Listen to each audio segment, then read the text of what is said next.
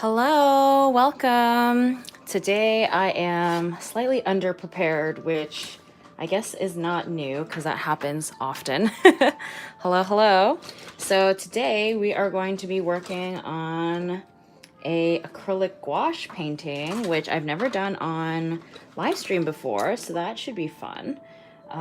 So I meant to do this in advance, but basically what I have here is this was a digital sketch that I did on Procreate on my iPad, and I printed it out on like printer paper.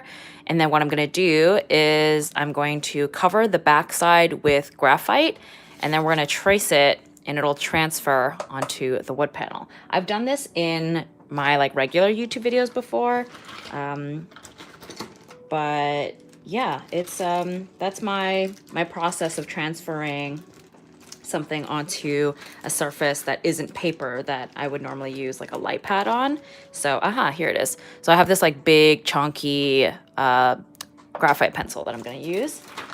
I feel like I have a graphite stick somewhere that would make this process a little bit more straightforward, but I don't know where it is. So we're just gonna go old school with this. So sorry for all the noise and the racket.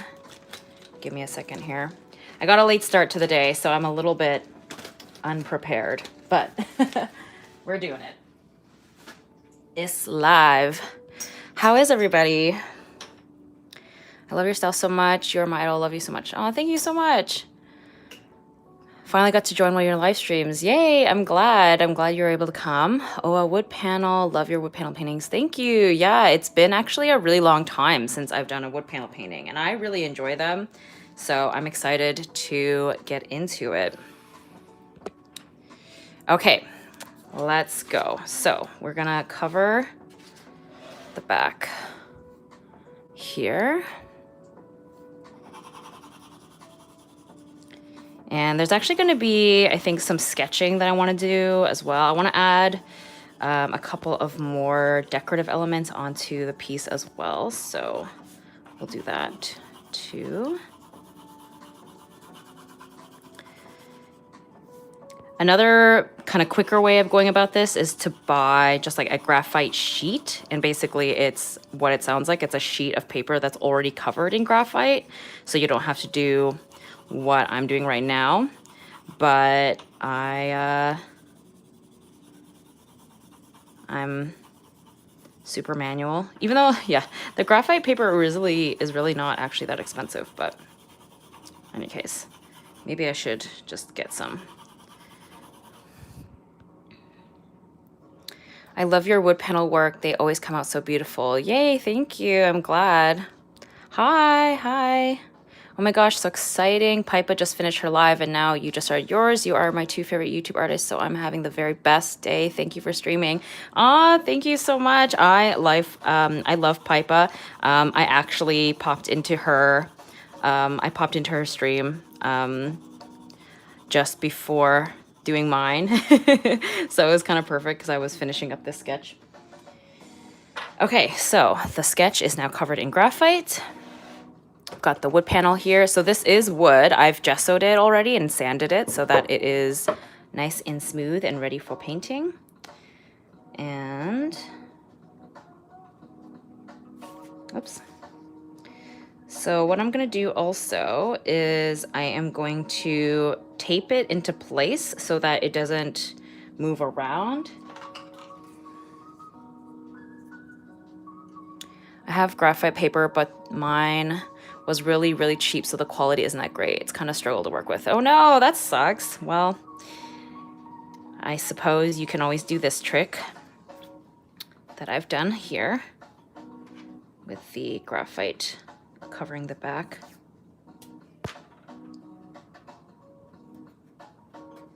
Okay, she is taped.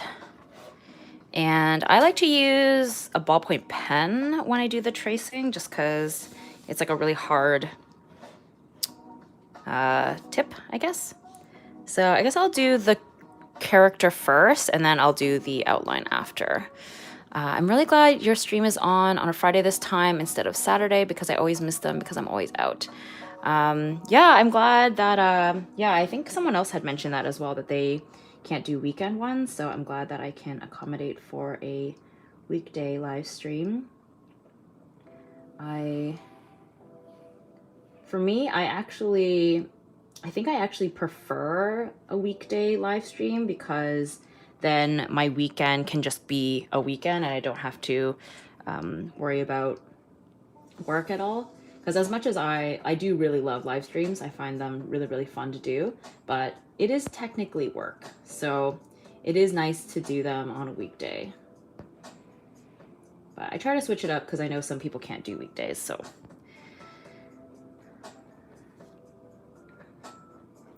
I apologize, this tracing part is not going to be very exciting because you can barely tell what's happening, which is why I originally meant to do this beforehand, but I'm got a late start today, so I figured I would rather hop onto the stream at the right time with you and do this live than do this off camera and then like have you guys wait and have the live stream be late. So, and yeah, and then I guess, you know, you guys can see this bit of the process, which is not very exciting, but I hope she figures it out and comes to watch too. Pipa said on her live that she was so sad when she found out that you were streaming when she was and didn't want to miss yours. So I think she thinks the time was at the same time. Oh, well, I hope that she's able to grab dinner and maybe pop into the stream. Because I know for her time zone's different. She was saying in her live stream that it was like close to 6 p.m. Whereas for me, it's like just after 1 p.m. So it's like after lunchtime for me. Do you use yourself as reference? Not all the time, but sometimes. Usually I think I use myself as reference, especially for hands specifically, because hands are really hard for me to draw. And if I am looking for a very specific hand pose, it's hard to find the reference that I need. So I'll just like, take photos of my hand holding an object or in the pose that I want it to be. So, but in terms of reference, of using myself as reference for like poses and things like that, not very often, to be honest.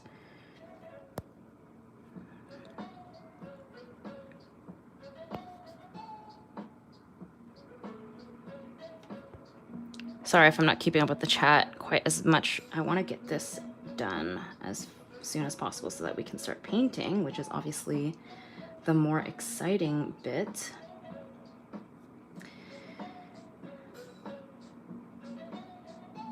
Also, apologies for any potential noise that you hear outside. There is construction happening outside my apartment, so there is a lot of construction noises, which I realize isn't usually present on the weekend, but since it's a weekday, people are doing the construction.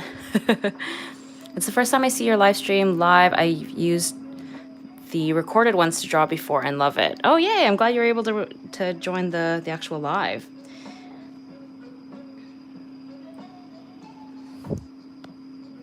Any update on your shop reopening? I really want to buy some goodies from your shop. Yes, I am planning to open the shop in September, so soon. I was kind of humming and hawing about when the best time to open it was, and I figured I have one more convention left, which is going to be next weekend, and then I figured that's the perfect time to open the shop because I won't be hustling around with the shop. I mean, sorry, the conventions, and then whatever leftover stock I have, I can just upload onto the shop. So yeah, look forward to that. It's been a real while since my shop has been open, so there's going to be new goodies. There's going to be restocks of old stuff. I also will be uploading more either like lightly used or not used art supplies as well. This is something that I did last time my shop opened, and my patrons definitely snatched them up pretty quickly because they get early access to the shop. And basically, I list art supplies that either I've like barely used or haven't used, and I usually upload them up. I think I pretty much made everything free, and then people just had to pay for the shipping. Just because like I have so many art supplies and I can't feasibly use all of them, so I figured I might as well just send them off to a new home where somebody else can get actual use out of it. So yeah. So if you're not a patron and you're interested, I highly recommend, because not only do you get a discount on my shop, but you get early access before anyone else. I miss Momo. Aw, where's Momo? Actually, a very exclusive sneak peek for all of you live stream folks. I have a new product that's going to be coming to the shop. I made this really cute Momo keychain with this like cherry blossom clasp at the top. And this is like the little backing card that I made for them, which I think turned out pretty adorable. I have 7 other acrylic charm designs that are going to be making their way to the shop as well. So look forward to that. I'm very excited about them. Will the Coraline drawing be restocked? It's one of my favorite movies, and I love her and your style. Oh, you know what? Maybe I will bring her back actually, because Halloween is around the corner, and I know that print actually did pretty well when I had it up. So maybe I will get her reprinted. Maybe I should make like an Instagram questions box or something, or maybe on YouTube community tab, like asking you guys what old artworks or prints you'd want to see come back to the shop, because yeah, I'm definitely down to restock things. So it's just I never fully know what is going to be like what people want, because sometimes like something that I personally love or like is a favorite of mine is not always a favorite amongst the people. So yeah, that's good call. I will do that, because Fan Expo, which is the last convention I'm going to be doing, is around the corner, and I don't think I'm going to have time to make new stuff like I had originally wanted, but maybe I can just bring back old things.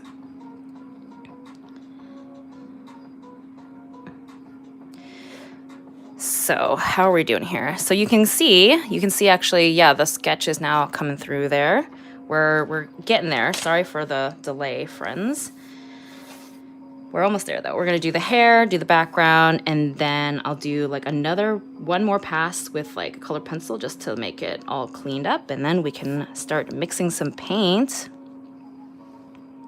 which is always fun. I love mixing paint.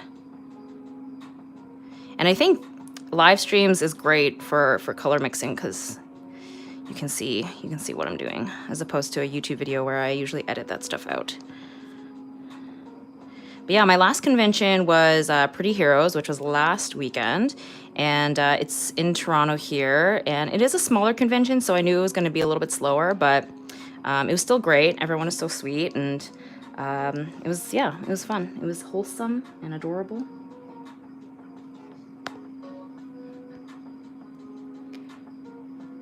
I will be the first one to get that Momo keychain. Like, who would not? Aw, thank you.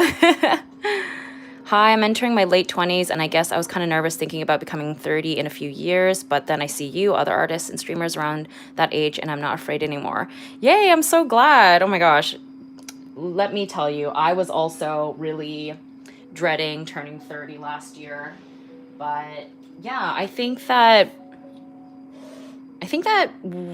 society and media has really made us think that turning 30 is ancient, when it really isn't. And I think the other thing that I noticed, which I think kind of added to the dread of turning 30, was that so many of my peers and people online, people that I deemed, successful, they were always very vocal about being 20 or younger or whatever, or like in their early to mid 20s, and made me feel like, damn, I'm like so behind. So I'm glad that me being vocal about being 30 and seeing other people being vocal about being 30 or older has helped you come to a place of acceptance. And I hope that you're excited to enter your 30s, because I do recall someone saying in one of my vlogs when I was like turning 30 that aging is a blessing. And you know what? They're absolutely right.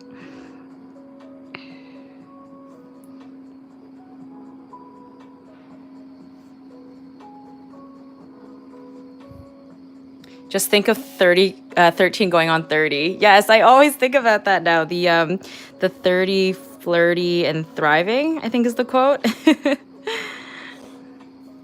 I love that movie. Oh my gosh. Jennifer Garner is so cute.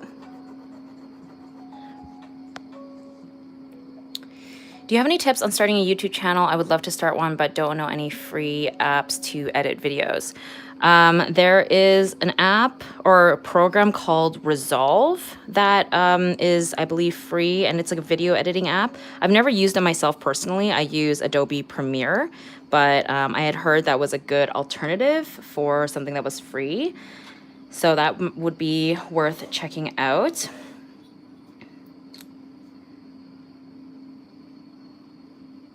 Okay, we're almost done, friends. Sorry for the delay. Such a classic. I grew up watching it. I've used Dissolve, and it's really good. Okay, that's good to know.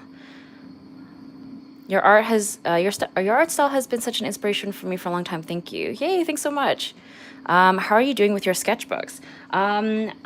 You know what? I'm actually doing okay. I think if all goes well, I should be able to get another sketchbook done this year. It's the kind of bigger one that I've been doing all of my like monthly favorites in, and I've done like a number of like screenshot redraws in as well. I've been using that one a lot, which is like a watercolor sketchbook. So that will likely be finished, I think, by the end of this year, and I can do a sketchbook tour of it. And I think that one will be actually very, very satisfying, especially seeing all of my monthly favorites in there. So yeah, I'm excited about that one. And like most of the pages are quite like full, and they're all most of them are painted with gouache and watercolor, so it'll be a juicy sketchbook tour for sure.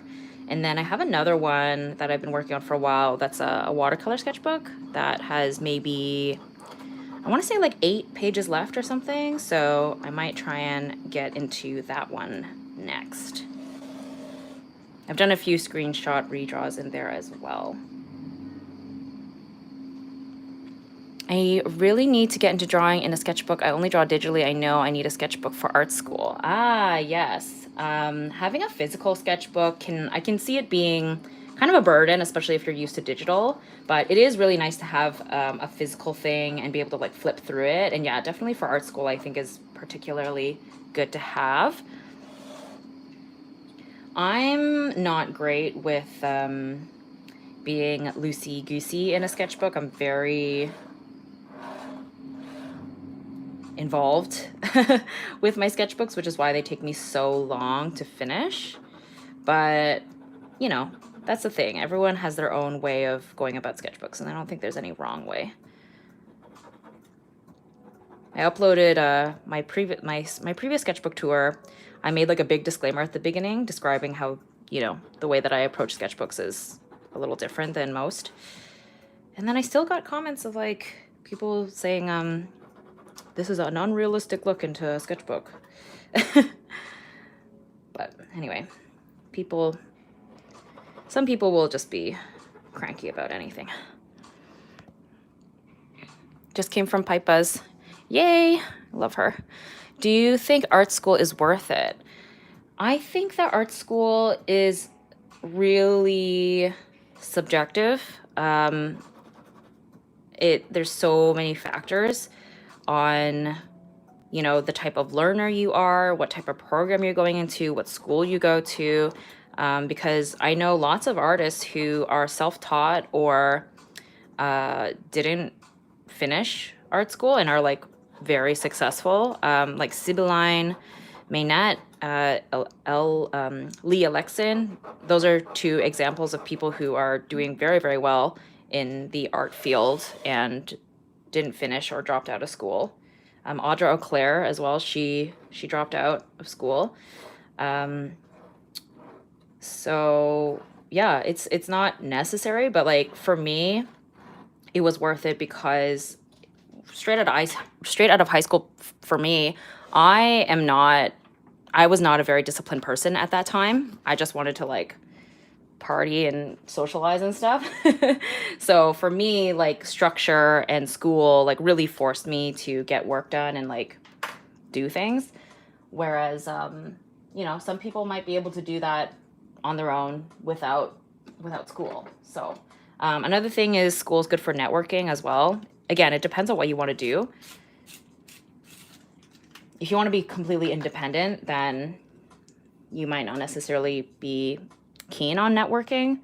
But if you want to work in the industry with a team or a studio, or even like take on clients for freelance work, like that will be really beneficial to have that kind of networking. Like I did receive some freelance jobs from my old professors from school. So, you know, it really, it's so different for everybody.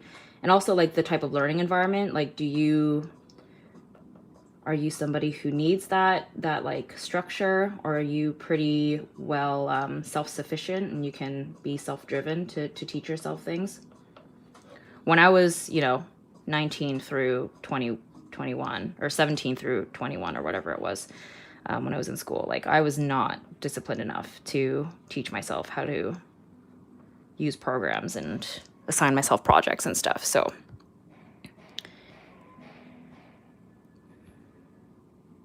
since you use your sketchbooks for like smaller illustrations, where do you like your planning and stuff? Are they usually digital? Yeah, I do a fair amount of planning digitally, but I do actually have a couple of like ugly sketchbooks where they are a little bit rougher. For example, actually, for this particular one that we're working on right now, I don't always do this, but I did actually do a little sketch in my sketchbook here. So you can see I used like highlighter and a ballpoint pen and did like a preliminary kind of version of it. And I did end up like cropping it. I cropped it a little differently, but that was like the beginnings of it. I also have this ballpoint sketch at the top here that I didn't quite finish of Rina Sawayama. But yeah, I also do a lot of planning in digitally as well with my iPad, especially for like really involved illustrations, because they allow me, working digitally allows me to manipulate and move things around a lot easier for composition and placement and stuff.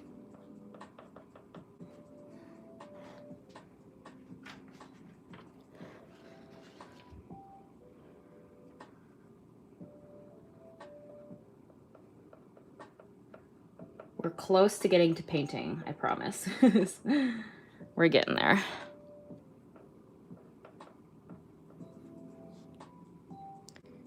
Best advice for creativity. I've been struggling to come up with pieces that feel alive and original.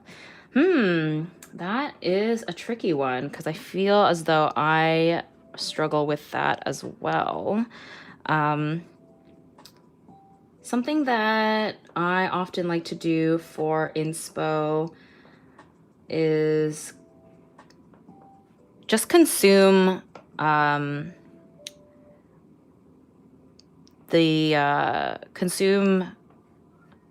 maybe other types of media that fuel your creativity but isn't necessarily art. Or at least or the type of art that you make, if that makes sense. So, because I find that sometimes if we become so fixated on actual, like, for example, for me being like an illustrator slash painter, I do find that sometimes it can be a little bit overwhelming to be really fixating on other illustrators and artists that make work that's kind of similar to what I do. And so it's good to draw inspiration from something else, like music or movies, or even artwork that is different from yours, like going to an art museum or something like that.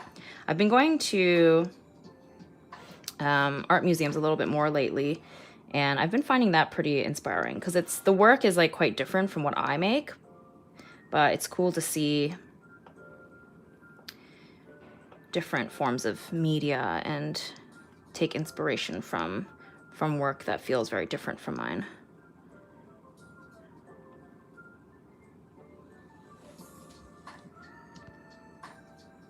30 is the new 20s. I love that.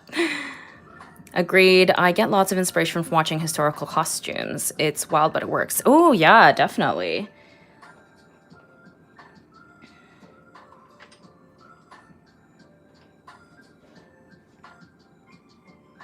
Don't forget to drink water. Yes, thank you. Everyone drink water.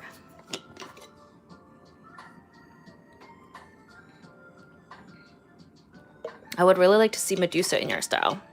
Well, lucky for you, I've actually drawn Medusa quite a few times. If you check out my Instagram, you'll see her quite a few times. And then on YouTube, I did a drawing of Medusa in one of my videos titled, what was it? Drawing characters with the same color or something. I don't remember what the title of the video was, but I'm pretty sure Medusa is actually in the thumbnail. In the video itself, I was using alcohol markers and colored pencils. I love drawing Medusa. She's so fun. Or Gorgons, I should say. Gorgons is like the type of, it's just basically a person with a bunch of snakes for hair. Okay, we're almost there, friends. I promise we will start painting very, very soon.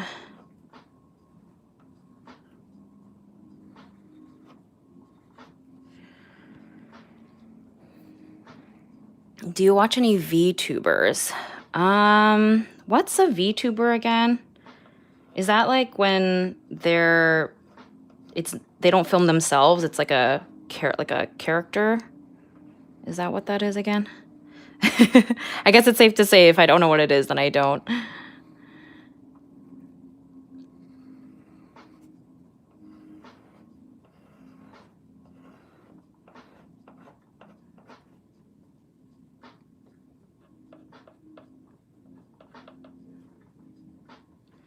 Okay. And then lastly, I had also wanted to do just some cute, like, stickers, essentially. Because I've been really into doing that lately.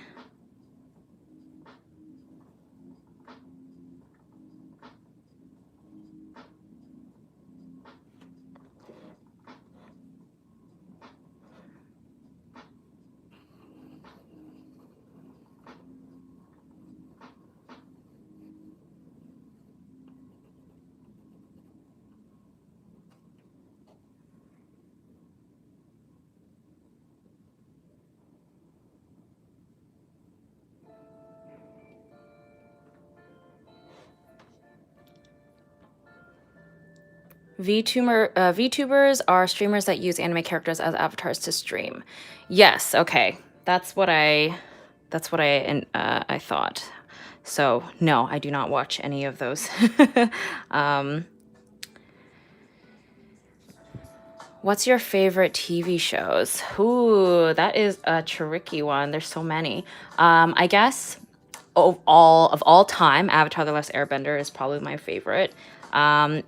In terms of right now, what I've been watching, I just finished watching Never Have I Ever, the 3rd season, which I quite enjoyed. I thought was very fun.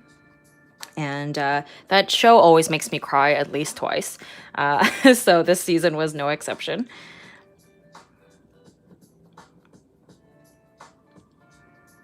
I just started watching Ranking of Kings, which is an anime. I'm 3 episodes in or something. I had a bunch of people tell me that they really, really loved it, and I'm finally watching it. And so far, it is adorable and very unexpected. So many things that I just didn't think was going to be part of the show. I'm glad I could catch your stream. I'm working on a Jungkook painting right now. Oh, cute. I love that. Jungkook's my bias from BTS, in case I haven't mentioned this a million times already in previous live streams.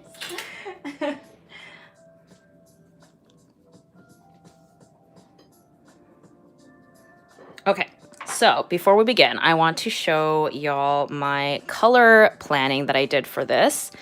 So we're gonna do... This is the vibe that I'm thinking about. So I want her to have like tan skin, pink hair, a cute lime green top with a daisy pattern, and then purple background, and then like a checkered pink and white background. And then we'll add in, I'll paint in these like cutesy little extra bits. I think, yeah, that's what we're gonna do. So I always like to start out with the skin tone first. So let's do that. Is The Sandman good? I've been meaning to watch it. I have not watched that yet. I've been seeing everybody talk about it, I feel like.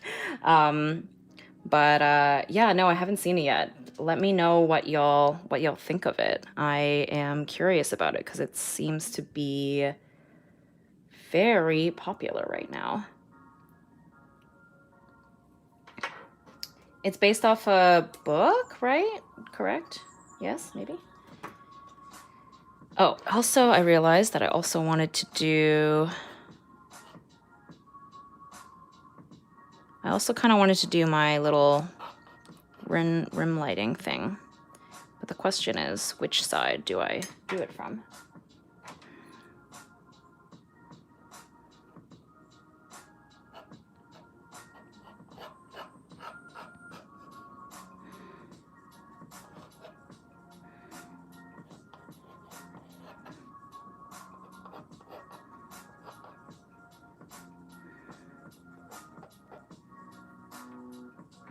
Maybe I won't. Maybe I'll just keep it soft this time around. Okay.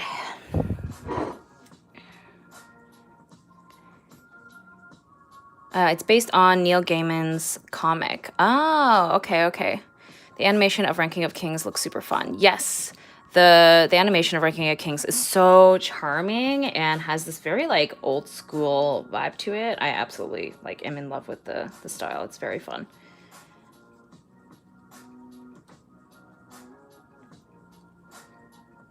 How do you select your colors?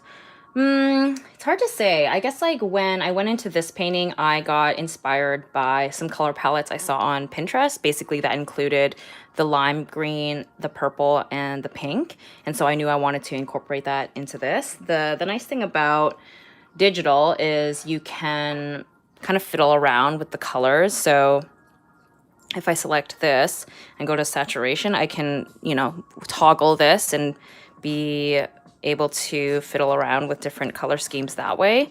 Color for me, I do find it is a little bit intuitive, I guess, just because I don't really... When people ask me about it, I have a hard time describing exactly how I go about it, but...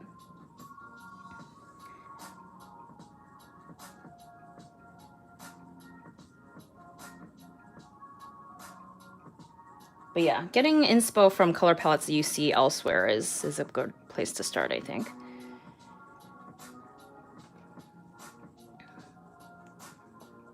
Okay, this feels a little strong, so I'm gonna add in a little bit of this yellow and see.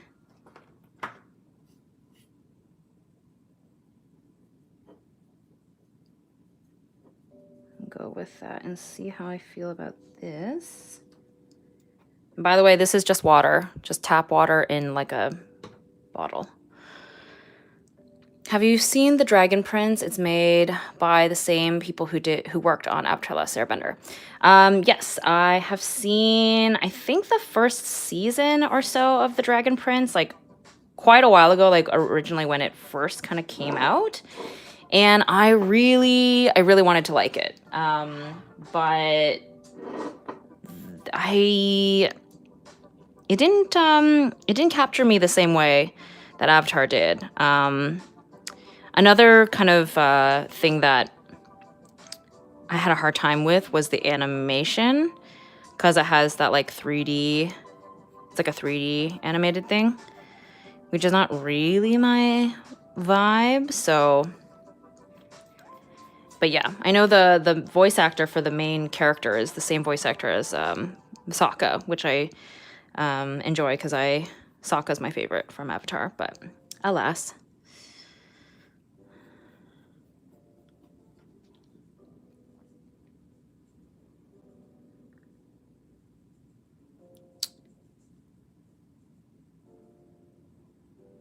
How did you find your art style?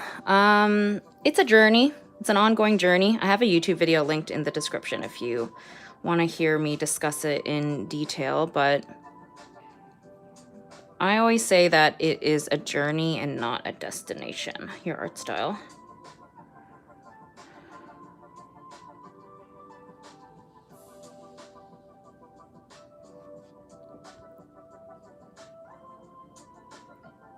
I'm not a huge fan of that type of 3D animation. Yeah, it's not my favorite, so unfortunately I do find I usually avoid shows that are in that style. But I'm sure there's lots of great shows that are in that animation style, but I'm old school, I guess. And I prefer 2D. Or if it does have 3D elements in it, it's like only utilized sparingly. Like I think a lot of like modern anime is like that, where it still emulates the look of a 2D animation style, but they do use 3D in certain places.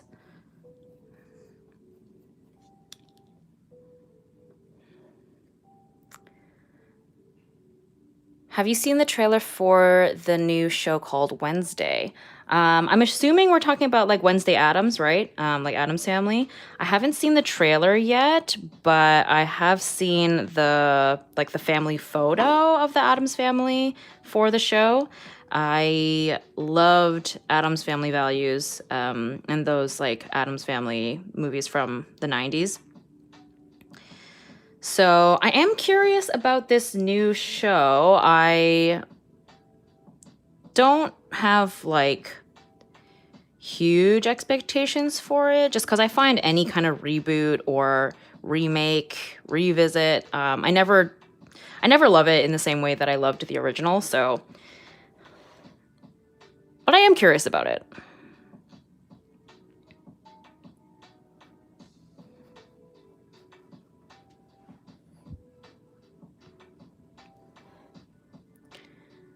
Attack on Titan, I find use 3D fairly good. Yeah, I think, Attack on Titan is a good example. I think Demon Slayer as well. Like they use it in a way where it's,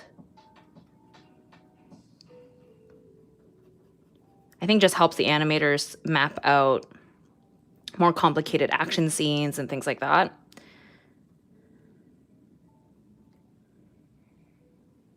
But the characters themselves still are animated and move in a way that feels pretty fluid and natural.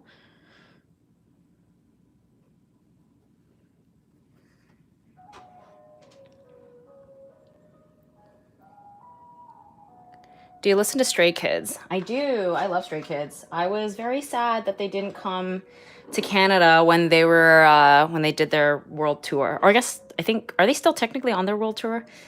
Anyway, I do quite enjoy Stray Kids. I think Han is my bias, but I love those boys.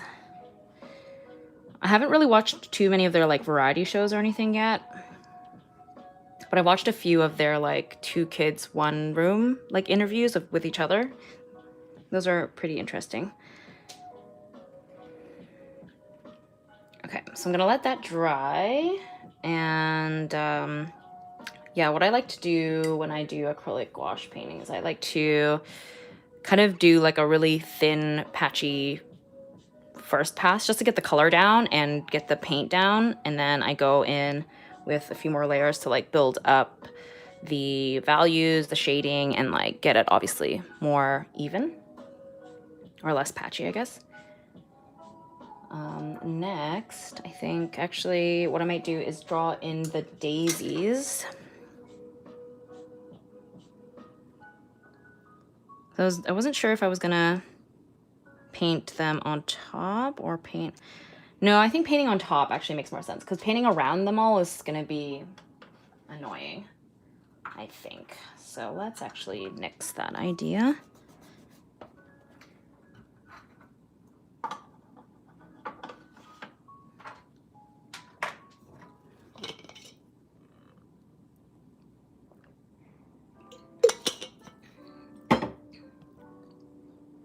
What is your favorite Stray Kids song?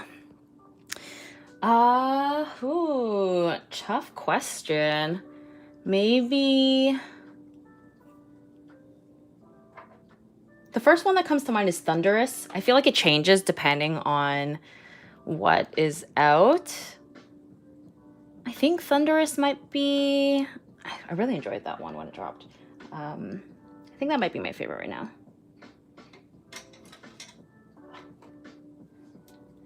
Okay, I'm gonna do the green. This is like a very, very light kind of sagey green. I think it might end up being, I think it's a little too light for what I want. So what I'm gonna do is I use this misty green and then mix it with this other green to make it a little bit brighter. Oops.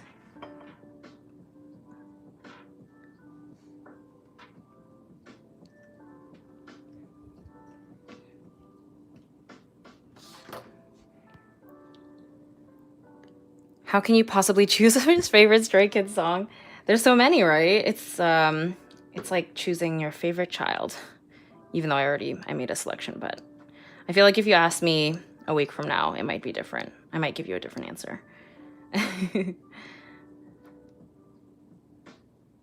Okay, I think this is the color I want. Looks about right. Did you hear about the Pink Venom song? Yes, I actually watched the music video pretty much like right before this stream. I'm very excited because unlike Stray Kids, Blackpink is coming to Canada and they're coming to Hamilton, which is, I was kind of surprised by that just because Hamilton is a much smaller city than Toronto, which is where I live. But it's definitely doable. It's like less than an hour drive to get to Hamilton from Toronto, so it's definitely doable.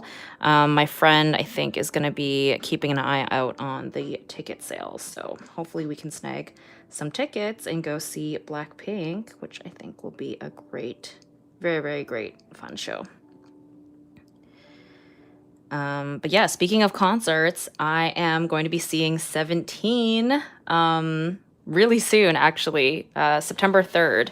I'm so excited. I've been listening to, someone made like a playlist of their, like on Spotify, someone made a playlist of their set list for this tour. So I've been listening to that so that I am fully prepared for all the songs. Oh my God, you guys are so lucky. They do tours in your city. I'm in Africa. They never come here. Aw, I'm sorry. Yeah, that's a bummer.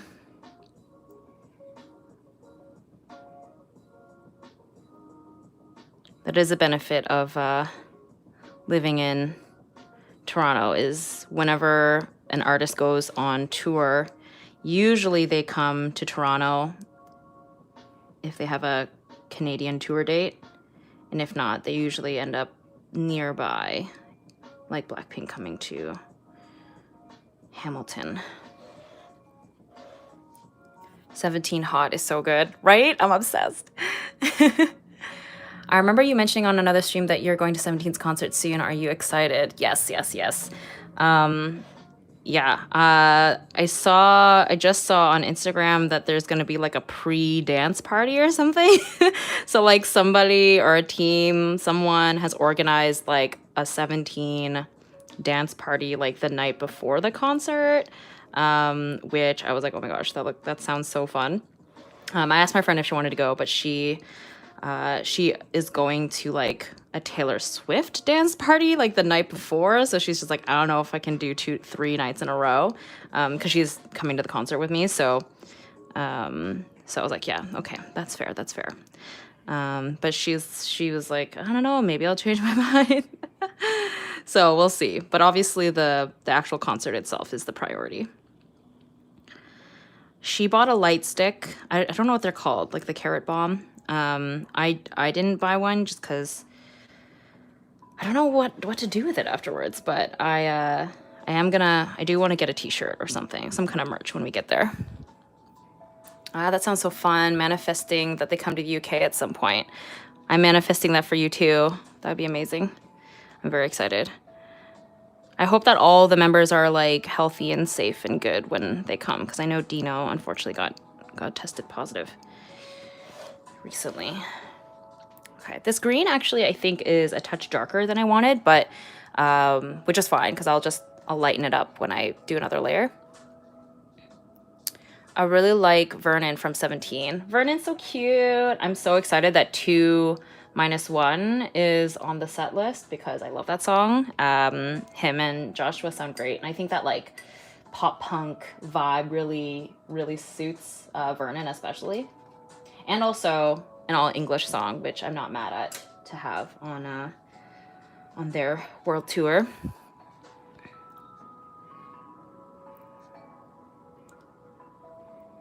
Have you ever been to a BTS concert? No, unfortunately not. The last time that they were here, I was not a BTS fan yet. So I will be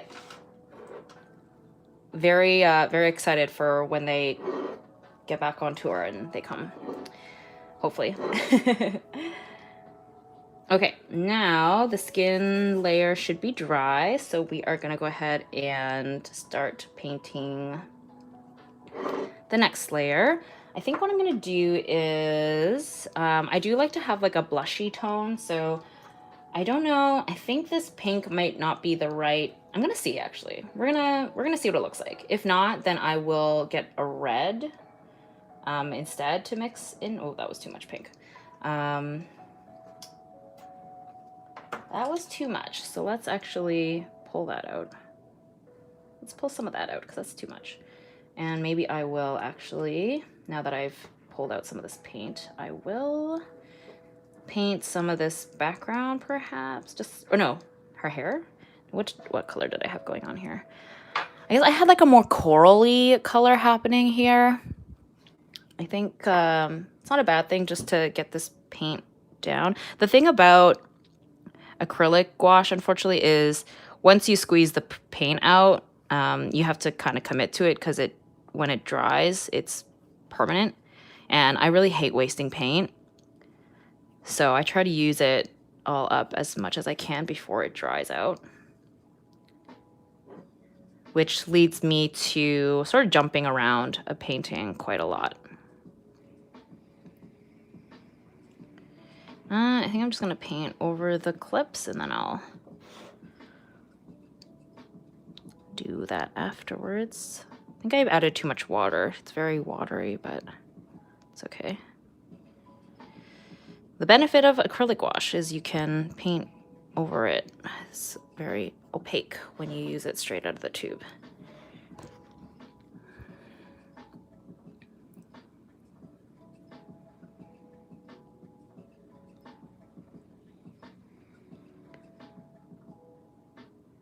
How do you get rid of the texture adding layers? Yes. Yeah, the reason why it's patchy like this is because I'm using a lot of water. But when you... And the way that I like to use gouache is I use, many layers. So as you build up the layers and you use less water, it looks more flat and opaque. I just like using it in thin layers personally. And the nice thing about building up the layers as opposed to going in thick right away is that you don't get a lot of texture. Because if you paint really thick early on, you kind of can't avoid the paint textures and brush strokes and stuff later on, if that makes sense.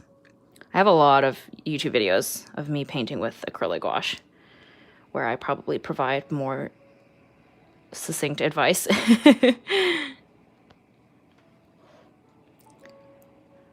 Trust the process moment. Yes, exactly. I always say this too. I always say that gouache oftentimes looks pretty ugly for a while. Like it goes through a lot of ugly phases.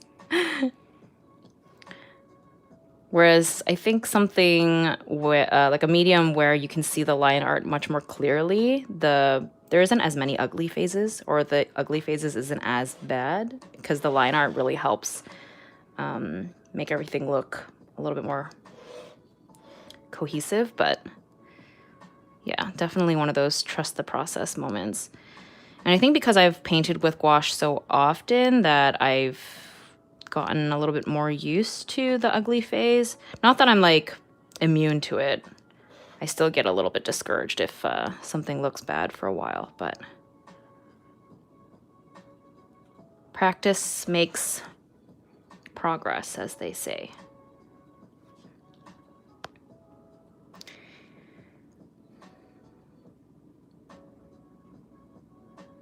What's your favorite color? Mine is blue and purple. What's the color you hate?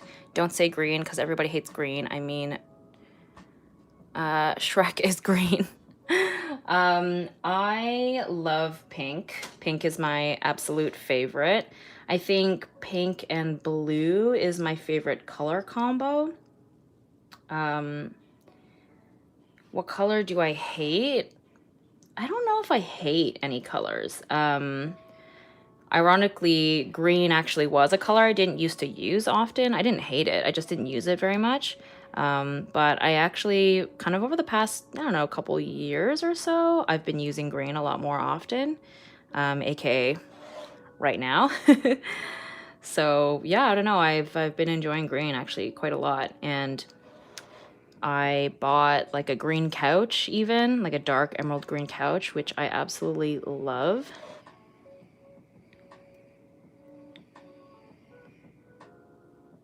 So yeah, I guess I typically don't go for muted colors, I guess. Like I'm very much someone who loves bright, vibrant colors in general. But even that, like muted colors still have their place because sometimes you need them to balance out the bright colors. So yeah, that's a very diplomatic answer, I suppose, but it's true.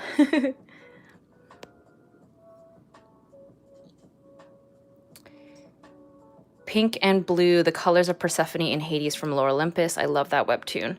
That is very true. It is a good color combo. I was very obsessed with that webtoon for a hot minute. I actually did fan art of Hades in one of my YouTube videos, where I did the 6 fan arts kind of challenge on my YouTube channel. So if you're interested, you can check that out at some point. Yeah, I love webtoons. I haven't kept up with Lore Olympus in a while, but I did love that. I loved that concept, and the color schemes were very fun. I actually saw a really good Hades cosplay at Montreal Comic Con. They looked amazing.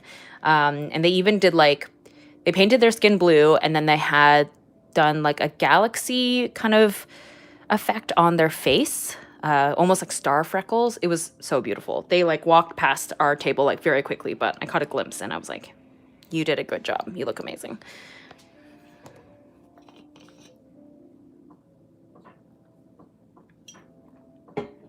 Everybody drink your water. Ooh, very hot today. Google, play Hot by 17. I'm currently reading Laura Olympus, Heartstopper, and True Beauty. I love Heartstopper. I started reading it after watching the Netflix TV show. I haven't, I think I got like right up to the part where they're like in Paris. But it's so cute. I also was obsessed with True Beauty for a hot minute. That was also, I drew Sojun, right? From Heartstopper Sojun from True Beauty in that 6 fan arts video that I was talking about where I drew Hades. I also haven't really kept up with that one because Sojun was my favorite, and I could tell that his character was kind of on his way out, it seemed like, in terms of the story. So I kind of stopped reading it, and I was finding the story was, I don't know, just didn't kind of engage me in the same way anymore, like the main character. So I've been really enjoying, sorry, I keep hitting my tripod here and shaking the camera. I have been really enjoying The Remarried Empress, which I think just had its season 2 finale. I really love Men of the Harem. And then I've been really enjoying Morgana and Oz, which is like a newer one. It's about a vampire and a witch. It's super cute. The art style is like so nice and like very expressive.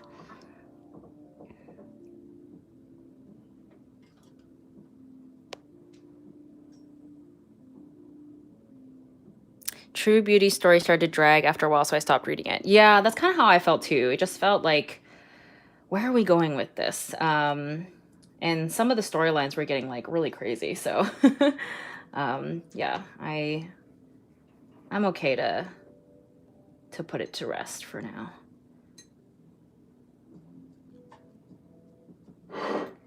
Okay, what does this color look like? I think I might need to, it's funny because I was like, I added too much pink, and now I'm like, I don't know if I have enough pink. Let's see. But I do have to work quickly because I don't want that green to dry out by the time I get back to it, because you can kind of see, I don't know if you can see, but the paint is like starting to dry already. So you do have to work kind of quickly.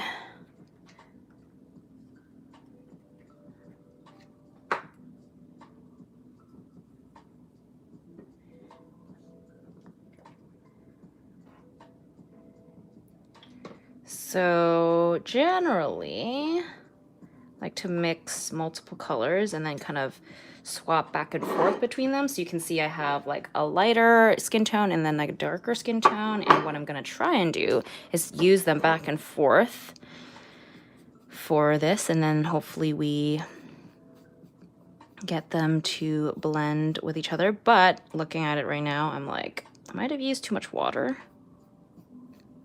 And this might be too red.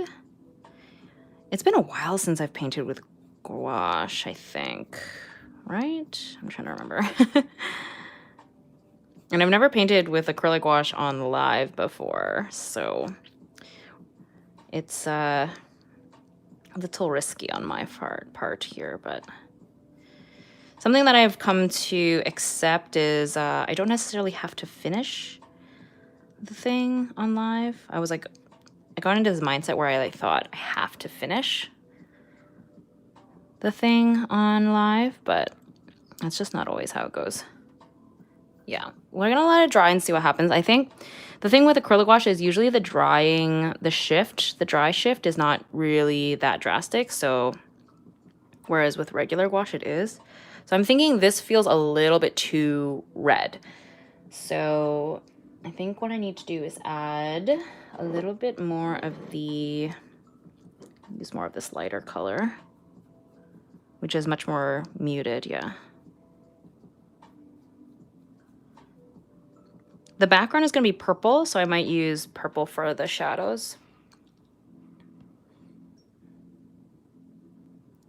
Where do you get the pieces of wood to paint on? Just my local art supply store. If you go to an art supply store, or if you look online and you just look for wood panel, that's where you'll find it, because it's specifically made for painting on.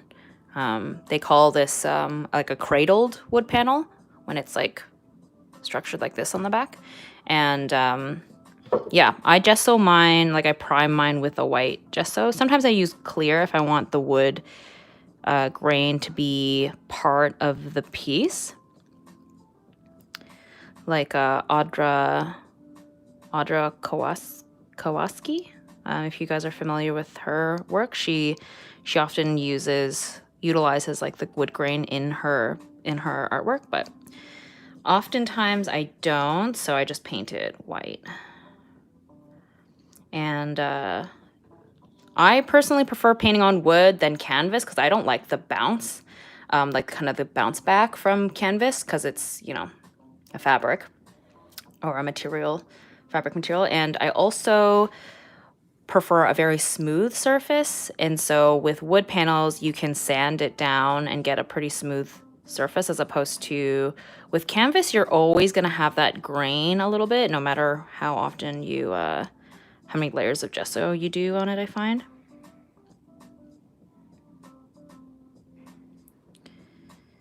I thought I was going to start doing shading, but it looks like I'm just doing another, I guess I'm just doing another layer of paint here. Man, I went into this thinking that the painting process was going to be like pretty straightforward, but turns out I feel rusty, so that is not the case. Which is more expensive, wood or canvas? I actually don't know. It's been a while since I've purchased either of them because when I used to work at an art supply store, and when I quit, I bought a bunch of wood panels before I left. I also have a feeling that it might vary depending on the art supply store. So unfortunately, I don't know what the price points look like.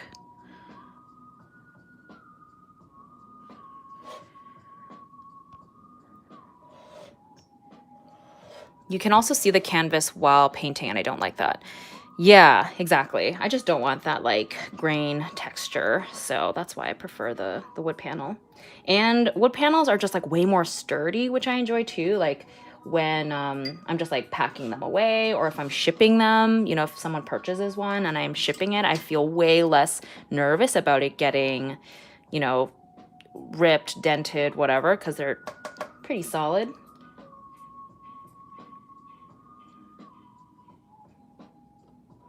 Okay, next, let's work on the shirt again.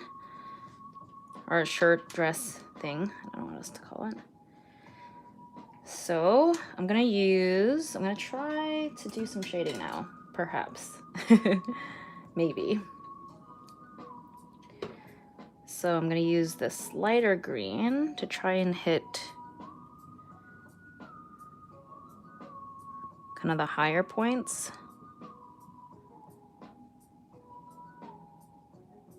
Although it's so much more muted than the rest, so I don't know. This live stream is just going to be me remembering or reteaching myself how to use acrylic gouache. The things you don't see when I do like a proper YouTube video is me panicking and being in troubleshooting and relearning how to use a medium. Oh my god, we live, let's go. Hello. I like a smooth texture too. I've only painted on wood panel once and it was really fun. Nabs, hi Jordan. Oh my god, I finally caught you. Hi Fran, thanks. Aw. I was literally telling my my friend about you. I was like, oh my god, my friend Jordan is so nice. He like watches all my live streams. How are you, Fran? What are you doing? Working? We're co-working. Oh, you were not supposed to find out. I win. Excellent. Your secret has been blown. Yes, yes. Working away. Fun, fun.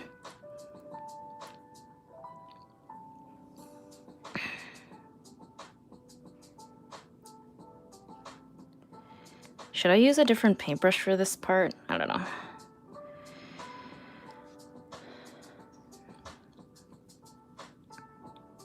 Well, happy to keep you company, Jordan. Although now I'm like marginally self-conscious.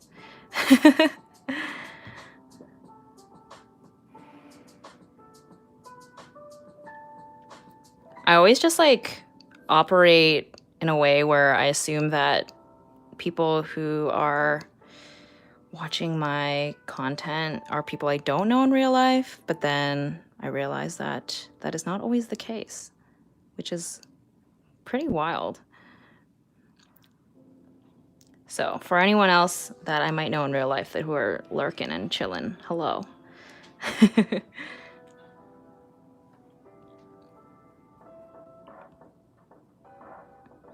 Every time I see someone painting, I ask myself, I have the patience to do it. I can't wait for the dry time.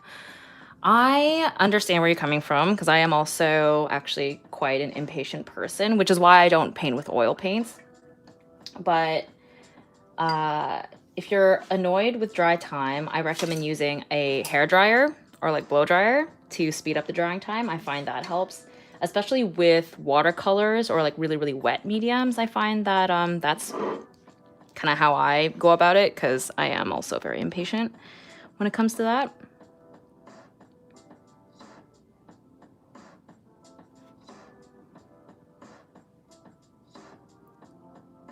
But yeah, I'm pretty impatient. I prefer to get paintings done in like 3 sessions max. Okay, this color did not end up the way I wanted it either. Today is a struggle bus. I seem to have forgotten how to paint, which is ironic because earlier I was like, I love mixing paint. It's so fun. It's like that meme with Miyazaki. I'm sure you guys know what I'm talking about, where it's like, I only paint for me, and then it's me while painting, and it's just like 2 photos of Miyazaki looking stressed AF.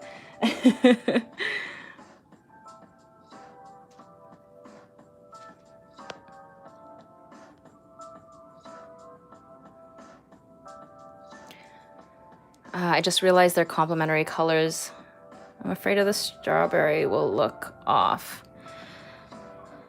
The cherries, I'm probably going to make them like a more muted red as opposed to like a really strong red. And I think potentially I might make her lips red as well to like make it match. And same with the smiley face. I think I'll probably make the smiley face yellow, but then I'll have this star be yellow and then maybe some of the clips yellow so that they all sort of bounce around and make sense together. But yeah, I painted my nails 2 days ago and I'm obsessed with this color. I love it. And the gold was like, I don't know, a fun touch. Surprisingly, this nail polish is from H&M, which is so random, but like it's so beautiful. It's so opaque and very satisfying. So who knew? H&M nail polish coming through. I'm painting in oils right now. It's certainly a hassle, but the result is so nice. Oh yeah, I'm sure. Her hair gonna be neon or it's just the base? This is just the base. I'm thinking it's gonna be a bit more muted like this. This is the digital comp that I have, which looking at it now, the green, it's all wrong in terms of what I originally wanted. The green needs to be brighter, I think, from what I want, and then the pink needs to be muted. So we're gonna have to switch the color scheme here. But and the skin tone is a bit too like orangey. We are struggling today. Okay, the green is still a touch damp, I think, so let's go in with the pink. I think I need to introduce a different color to mute that pink.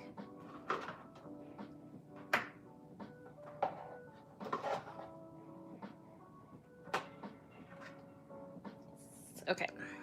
I think what we're gonna do is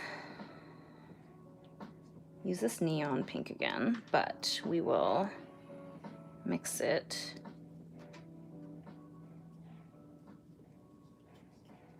think I will introduce a little bit of this red and then this peachy color, and that should bring it, I think, hopefully, a little bit more coral, and then this pale peachy color will hopefully make it a little more muted.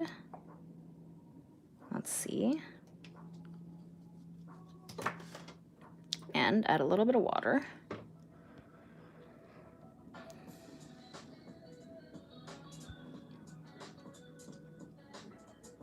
Yeah, I think for the green, I need to stop using this like misty green, because this is clearly like very like grayed, like muted. So I think that's throwing it off in terms of the vibrancy of the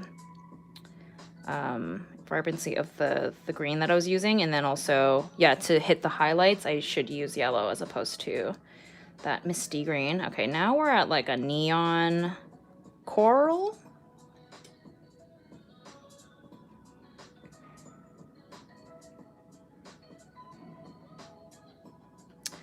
But when you put it right on top of this, you can see it actually is much more muted. Perfect. I think that actually is pretty much right.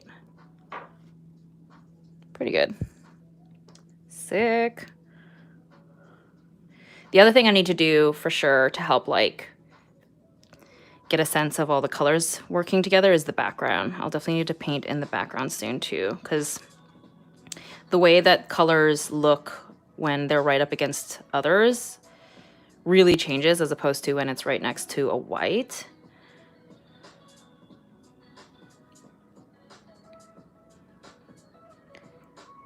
How do you paint with acrylic gouache without your mixed paints drying up all the time? I always have this problem.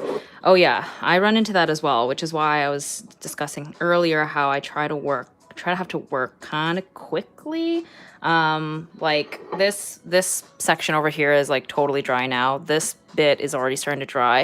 You kind of see it happening with the greens as well. So it is kind of a pain in that sense that the paint dries so quickly. In the palette, I know Stay Wet palettes are a good way to get around that problem if you still really like using acrylic gouache or acrylic paints in general. Because yeah, I've noticed that I do actually prefer painting with acrylic gouache than regular gouache. But I do hate that it dries in the palette. So I have like a Stay Wet palette from a different brand called, what is it called? That I've used before, but I always forget that I have it. So I should have used it today, but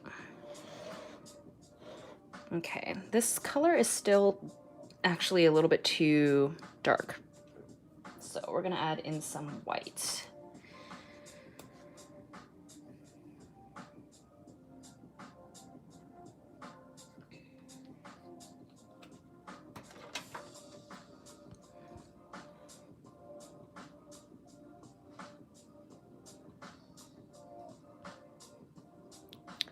Yeah, whenever I draw digitally, I try to remember to do the gray background thing so I can keep in mind when I add the colors. Yes.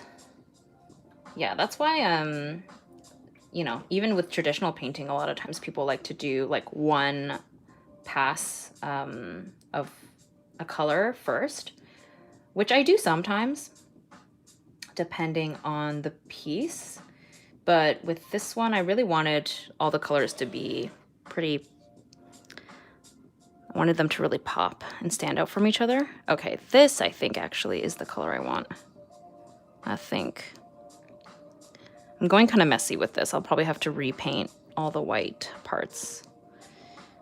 Which actually, I might even paint all the white parts like an off-white, like a slightly yellow off-white. I think that'll complement the green really well and then won't have such a high contrast, because the tricky thing about having a patterned background is you don't want it to be too distracting. So I think if later I paint the background white parts like a slightly yellowy off-white, I think that'll help. And just give it like a slot, like a softer vibe overall. Cottagecore-esque. Once I tried to preserve my gouache paint by covering it and refrigerating it. It wasn't acrylic gouache, but it did work pretty well. Yeah, I've heard of people doing stuff like that. Or if you, I mean, basically what the Stay Wet palette is it's like a wax sheet that you use to mix the paints, and then underneath that wax sheet you put it's like a wet sponge, and then it's in like a case that has like a lid so you can seal it. So I think sometimes people just like do makeshift versions of that on their own. But the Stay Wet brand just has like all the parts that go together to make it like that. Okay, this paint is drying and it's still too dark, I think. But we're gonna commit to it. We're gonna paint everything with this mixture, and then we'll paint some of the other things and see if it still looks too dark.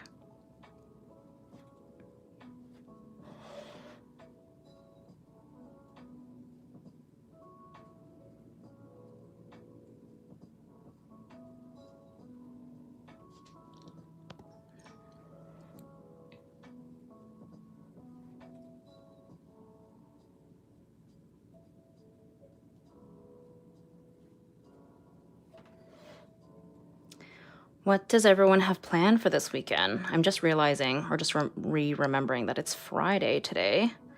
I do not have any specific plans for my Friday other than this live stream. I kind of had like a very strange week. I went out shopping and dinner and karaoke on Monday, which was so fun. My friends and I like went really ham on the karaoke, and it was so fun. But I got home like super late, and so my Tuesday ended up feeling a lot like a Sunday essentially, because I was just so worn out and tired. So my week has been like all over the place, and I stayed up really late last night as well. So I think tonight will just be a really chill night in for me personally. Watch some YouTube and or movies. I've finished Never Have I Ever, so I'll have to find, maybe I'll watch The Sandman, because some of you guys were recommending Sandman. Or I can catch up on my anime. I've been slacking. I finally finished up Spy Family, at least like what was up. I know the second half of the season or something is coming out in October. Oh my god, I just remembered October. October means the final season of Bleach is going to be coming out, the 1,000-Year Blood arc. Oh my gosh, I'm so excited. I feel like I'm a teenager all over again.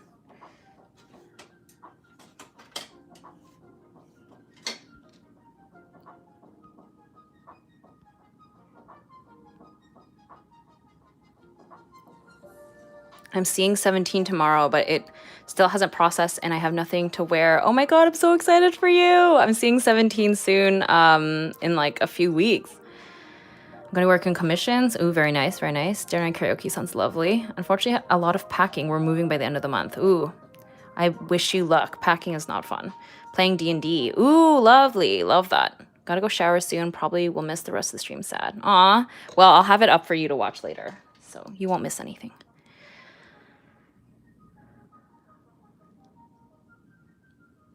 Never Have I Ever. I heard that show's good. I love Never Have I Ever. It's like, I love Mindy Kaling, so I will say like the writing and humor is very Mindy Kaling. So if you like her, then I think you'll like the show. But I know it's not necessarily for everybody. I was just about to recommend Sandman to you. Perfect. Have you seen The Extraordinary Woo? I haven't. Everyone is obsessed with that show right now, though. I've been seeing that like handshake going around quite a lot.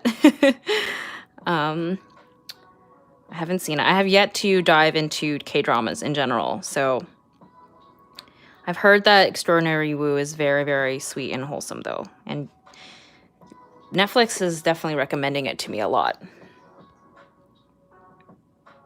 I heard A Lot of Us Are Dead on Netflix is really good too. Is that the zombie one? Is that the Korean zombie one? Sounds familiar. That'll be good for Halloween times.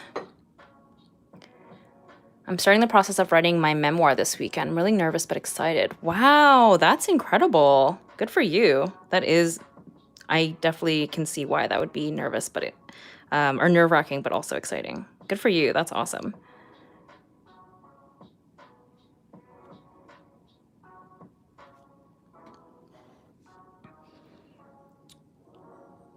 Oh, true. I'll have to watch that during spooky time. Yes. Yeah, the fact that they're releasing like all this the new Addams Family kind of uh what's promo stuff right now makes a lot of sense because I'm sure it'll launch like right as spooky season comes around the corner, which I'm excited. I love fall. Fall is my absolute favorite for like a number of reasons. One, my birthday is in October, so that's a selfish part on for me, but also I hate being I hate being hot, like temperature wise. And fall is just the perfect temperature for me. Sweater weather, if you will.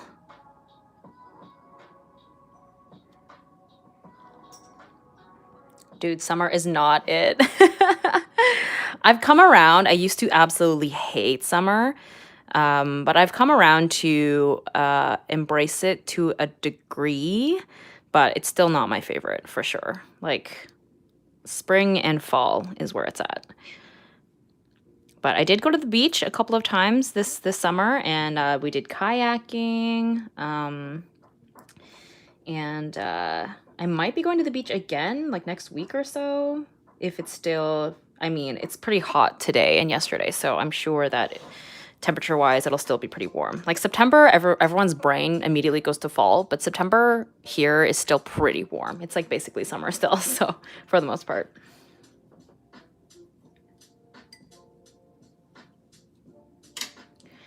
All right, so we're gonna do the background because I think that'll really help bring the color scheme to life here in terms of where I want to go next. The thing that I often do is I end up making my color mixtures like a little too dark, so we're gonna go a little more generous with the white mix this time. A little bit of water. Okay. Oh, everyone drink water. Get your hydration in.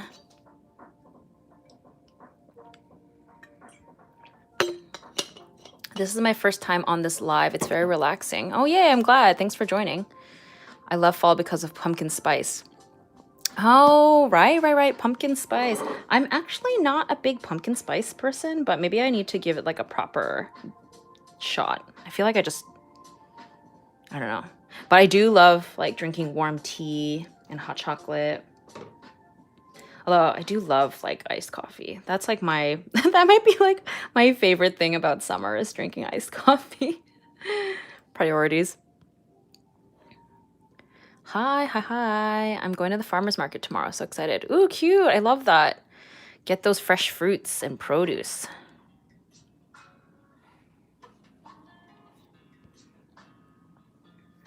Chai tea is amazing. Ooh, yeah, chai is good. I love me a London fog. That's probably one of my favorites. Is this right? Ooh, yeah, I think so. Okay. Oh my gosh, I just got paint on my iPad screen. Okay, we're good. Oh yeah. There's something just so satisfying about laying down gouache paint. Juicy. These colors are very fun. The green is definitely wrong, but this purple is perfect. I think what I'm going to do is use this big brush for the big areas and then just go in with the little brush for the details because I don't want to get on her.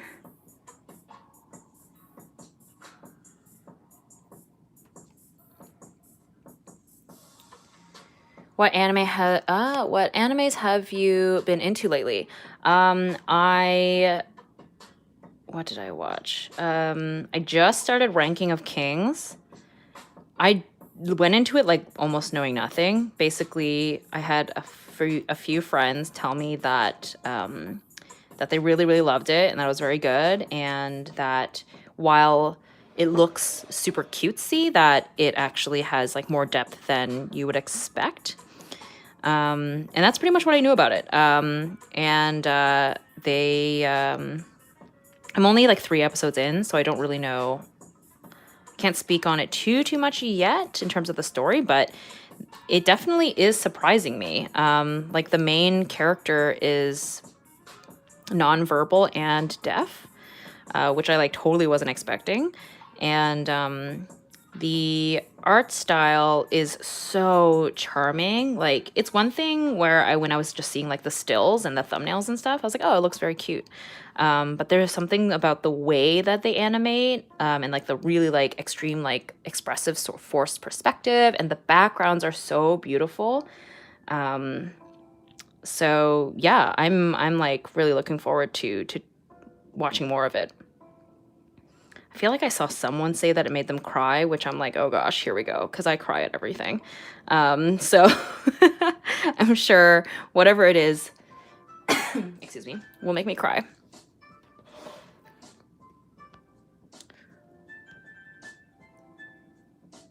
Ranking of Kings so good, one of the most unique animes I've ever seen.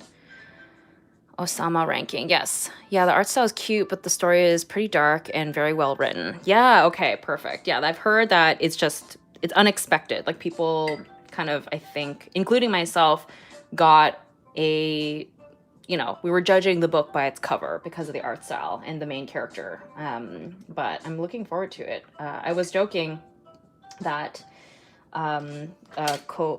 Kage is reminds me so much of Pride from Fullmetal Alchemist Brotherhood, in the way that he looks and the way that he kind of moves and all that stuff. Obviously the character, I'm sure, is going to be very, very different from Pride. Looks like he's going to be a protagonist, not an antagonist, but there's a lot of similarities there, which I think is really funny.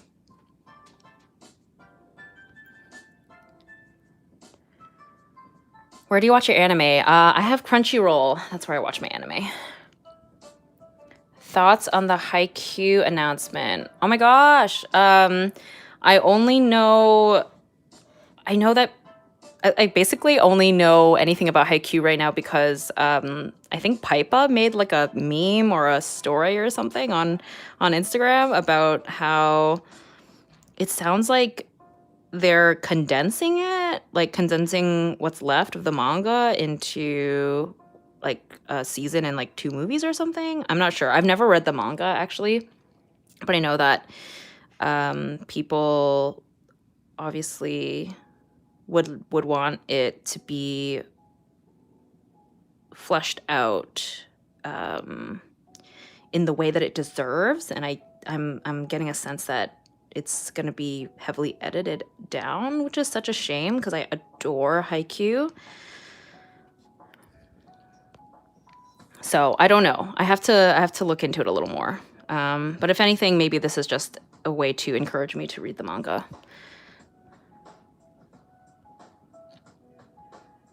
Two movies instead of a season. What? Oh no, that is disappointing. Oh my gosh. I don't like that.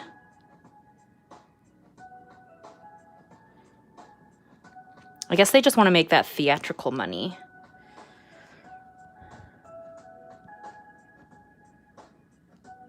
Have you watched the anime Hachiko and Hachin? Yes, I did. Very underrated.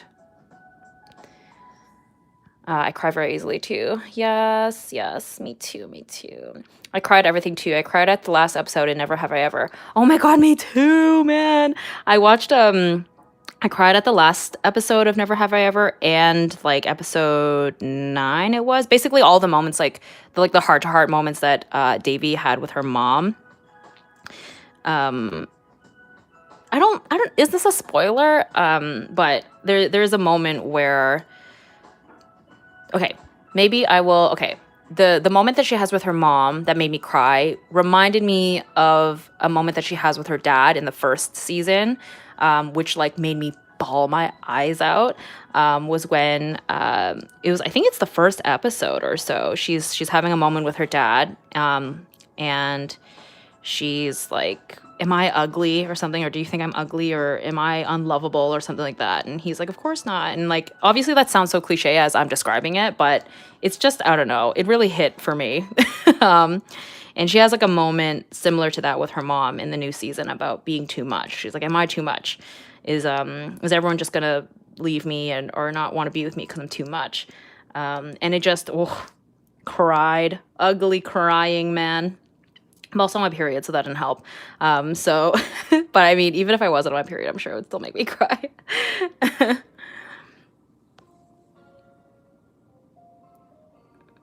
I don't know why they think a movie is better than making a season. I know, that's a shame. Like, there are times when a movie is appropriate for an anime. Like, I think with Jujutsu Kaisen, when they did that movie, like, that was a prequel.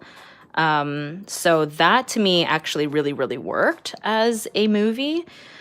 Um, but Haikyuu, I have a feeling, is not gonna be.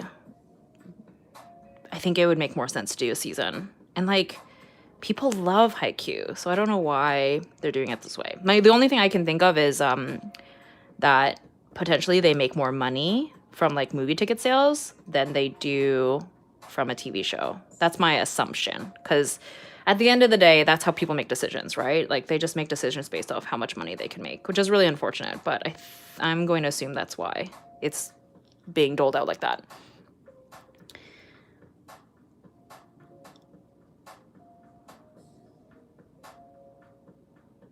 I just realized you put long string bows on her shoulders. Yeah, I love that look right now. It's super cute. I actually just placed an order for a new dress that's like that, with the string straps, like bow straps or whatever. It's from Leverett, I think. It's like a handmade small business based in the UK. And the dress itself, half of it is black, and then the other half is like a black and white stripe. So it's like very Beetlejuice inspired. I'm so excited about it. And it's like that baby doll style. So it's like tight on the across the top with the little straps, and then like big, loose on the bottom. And I think it's gonna be very cute and kind of perfect for spooky season. So, I mean, I'll probably wear it year round. But considering that I just ordered it and it takes, the turnaround time I think is like 4 weeks, because they're all like made by hand, I think. So it'll probably come exactly on time for October. That dress sounds so cute, right? Ooh, actually, let me show you, because I do want to we gotta shout out the small businesses, right? Hold on, let me pull it up, because it is so cute. And the way that they did the lay flat, when they were advertising the photo, was with a red beret, and I have a red beret, so it's kind of perfect. Hold on, let me pull it up. You can see my saved. I've got like thirst photos of BTS and food and a capybara. Hold on. Let's see. Here it is. So they styled it with like a black t-shirt underneath, which I think is so cute. So it's perfect to like switch between seasons. I can wear it without, like, just as is for summertime, and then throw the t-shirt or like a long sleeve underneath for fall, and like tights.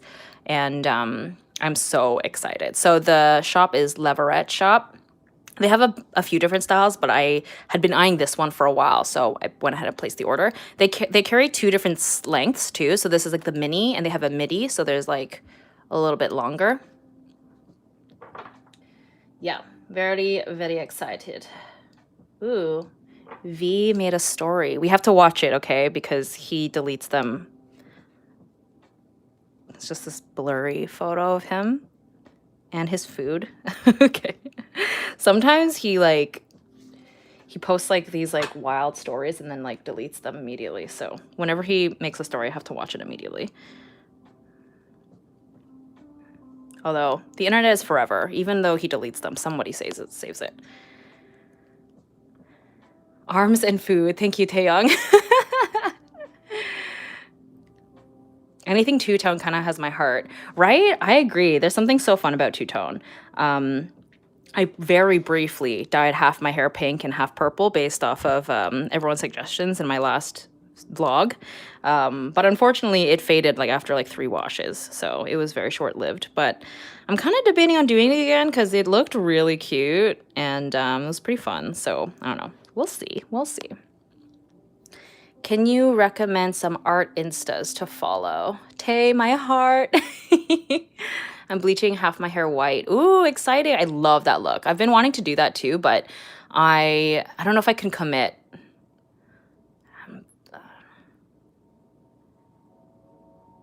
Do you think of doing JK vampire drawing in the future? Oh my gosh, you know, I probably should. I love vampires, love Jungkook, and I was shook when he did that vampire concept. Hold on, let me pull up my art inspo feed. Okay. What do we have here? So we've got this, a beautiful illustration. There's the handle there. What else do we got here? We've got some spicy fan art, not fan art, spicy artwork. Love the way that they do like contrast and it's so satisfying to look at. What else do we got in here? Any Skate the Infinity fans? Look at how cute this artwork is. Oh, obsessed with this artist right now.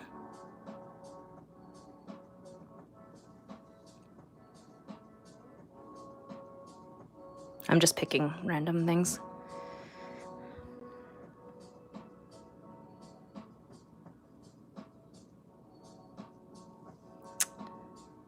Yes, right? Okay. Show and tell is done. Now let's paint before all my paint dries.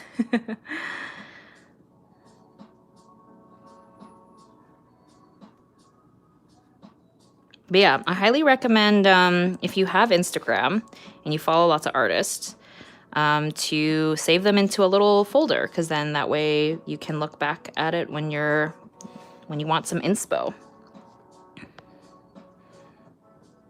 Oh my god, that's Skate fan art. So cute, right? I'm not like particularly keen on that pairing specifically, or those characters in general, but I love Skate the Infinity and I love that person's art, so very, very cute. Matcha Blossom, aka Kaoru and, oh shoot, what's his name again? Kaoru and Joe and Cherry, basically. They're my faves for sure from Skate the Infinity. Okay, so purple is painted. Whoop, making a mess. Okay. Next, I think we got to go back to this green because it's not it. Do you still use Tumblr? Lately, Instagram has seemed kind of stressful and less creator driven. I've been using Tumblr a lot more lately. You know what? That is a good observation. I have Tumblr and I used to use it when like back in its heyday. But it's true that Tumblr really never went away. Like people still use it. So maybe that is a good alternative because I really don't want to use Twitter. So maybe Tumblr is the way to go. The only thing is my Tumblr is like Tina's Dash Art or something. It's not I'm a Wonder, so I'll have to switch that.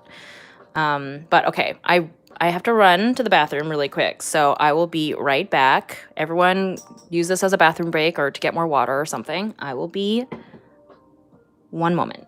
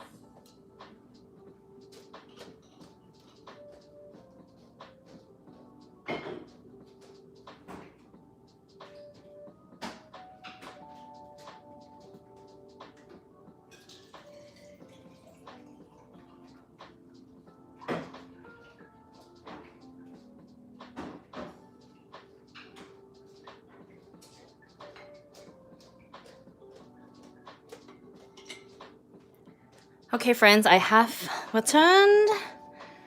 I have refilled my water bottle. And let me plug in my phone before it dies, because that would be unfortunate. Don't go on Twitter, it's just chaos on there. I don't doubt that. Okay, plugging in the phone. What did I miss? TikTok is super been curated for creative, so it becomes a constant display competition on how you can be trendier. Use Artful and Bubble House to post my art. I do have Artful. I like started using it and then stopped. Paper has so much character, so charismatic. Just lying down and looking at it is in the eyes. Just love it. Color palettes are so chef's kiss. Thank you. Sally, I feel like most social media platforms aren't the best for artists. Color palette sheets are pretty. Thank you. I have a question for question with color. Do I make for shadows because I painting Attack on Titan of Aaron? Is it okay to mix blue and peach to make shadowing? Blue and peach, because they're like on the opposite ends of the color wheel, they're gonna kind of gray out. So if that's what you want, then that totally works.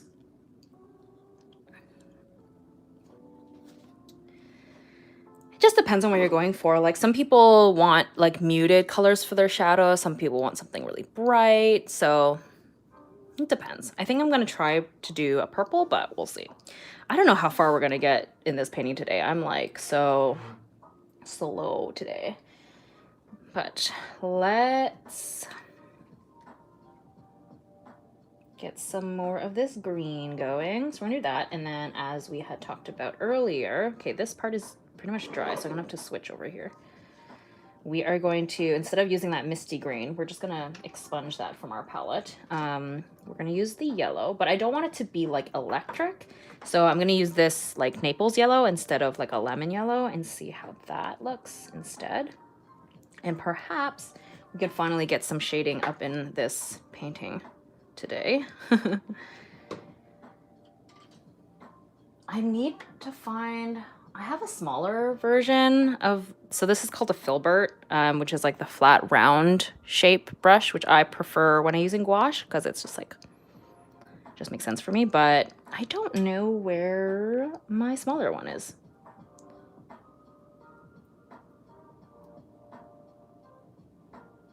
Okay, so that's that. And then this, let's see how this looks. I think I might need more of the yellow actually. That feels not quite light enough. Oh my gosh. I just knocked over all my paintbrushes. Hold on.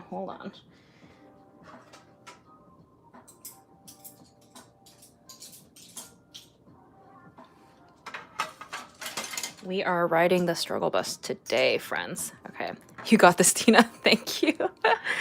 Can you make Momo sketchbook page for a coming video? I am so happy that people love Momo. Thank you so much. Have you seen my Momo sketchbook page before? Oh, excuse me, sorry. I would love to do another one though, because I actually really enjoyed doing that sketchbook page. The video did not perform very well, but I loved doing the sketchbook page. Let me show it to you if you haven't seen it, / for those of you who don't know what I'm talking about. So this is the sketchbook that I was talking about that is like almost done, or not almost done. Well, kind of close actually. But that I will probably actually be able to finish by the end of this year. But where is that Momo sketch page? Yeah, here she is. I had so much fun working on this. So I would love to do another one. Unfortunately, the video, it didn't perform amazingly, but but that's the thing. That's the thing, right? I get a lot of questions about how do you stay motivated? And even if your content or I hate saying content, but if your work doesn't, garner the views or the numbers that you want to see. And the thing for me is that I'm trying to remind myself of is enjoy the process, because if I'm enjoying the process, then I can't be mad, and I can't be as mad or as disappointed with the outcome, because had I hated working on this and the numbers didn't perform, like that would be just a double disappointment. But enjoying the process at least helps alleviate the fact that, you know, my videos aren't performing as well as they used to. So anyway, that's my mini rant on that.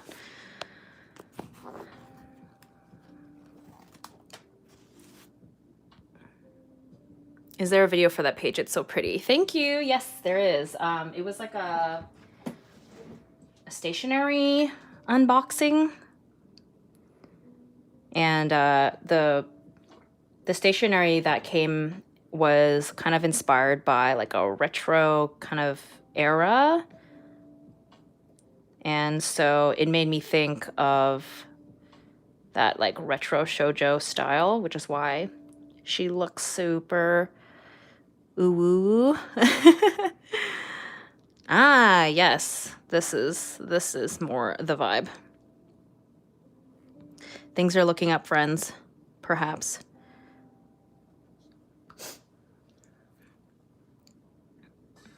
Hey, sweet Tina, can you tell us your current favorite YouTube streamers? Top 3 current. I don't watch a ton of streamers, but if you are looking for art streams that are kind of similar to me, I guess like if you like my live streams, I think you will really enjoy Pipa.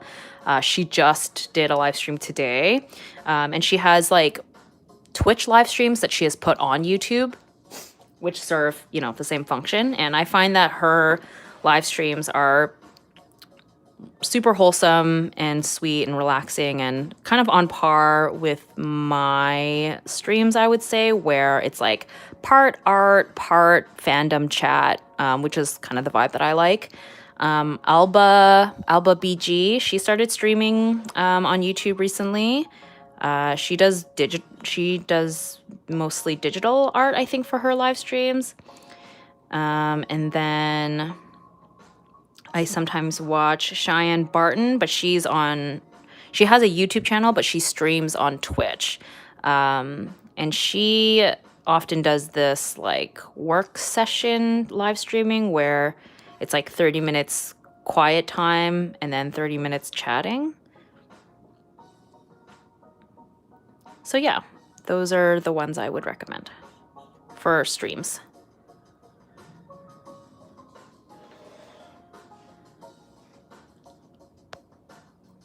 That green is amazing, better than before. It's a nice sage. Thank you. Yeah, I do think this color makes more sense for the general color scheme that I'm going for right now.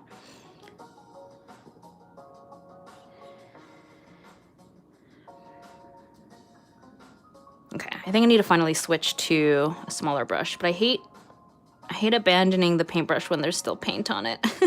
Like trying to use it up. But I'm like getting not in the right spots here. Okay.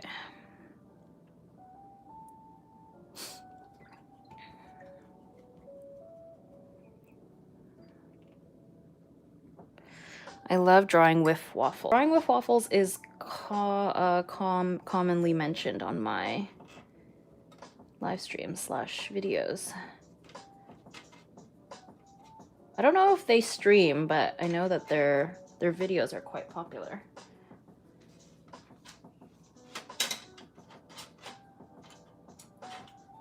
Okay, smaller brush. I definitely like that green a lot better. Thank you. Yeah, I think it was the right choice.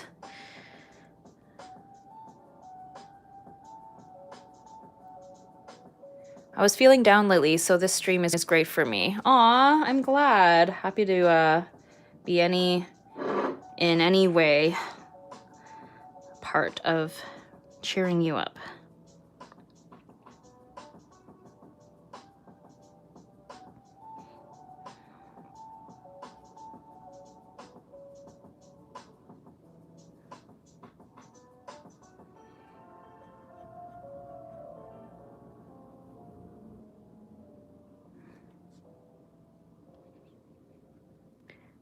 I feel bad because the more people I sub to, the more videos that pile up that I have to watch.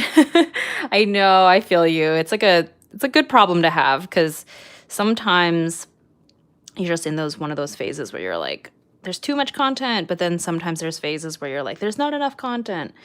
So they'll be there for you when you want to watch them. But yeah, I get it. There's so many great video makers out there.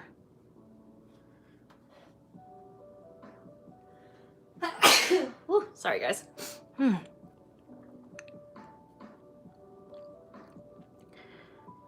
I don't understand my seasonal allergies. They confuse me.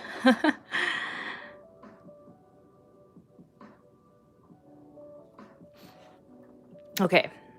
Admittedly, I think this green is just a touch dark for me. So what we're gonna do is, this will be the base, and then I think what I'll do is I'll add white and or the yellow to this mixture to make it lighter, and then I'll show you some of my blending techniques, hopefully. I say that, but we'll see. Okay. Oh, gotta get the stem up here.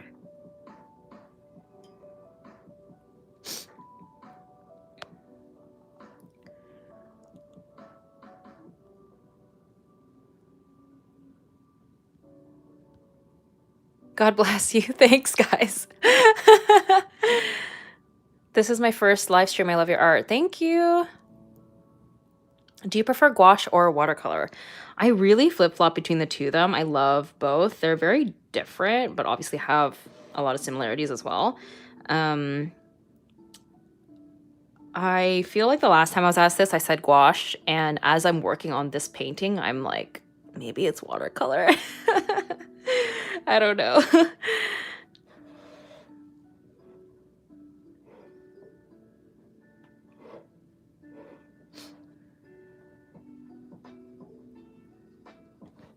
I do think, yeah, I don't know. I feel, I always make the excuse that I'm a Libra, and so I'm very indecisive, and I have a hard time choosing one thing ever. So hard to really pin it down. Okay, let's get this yellow going because we can't forget. And I'm using Naples yellow, which is like a much softer yellow as opposed to like a primary yellow or a neon, like a lemon.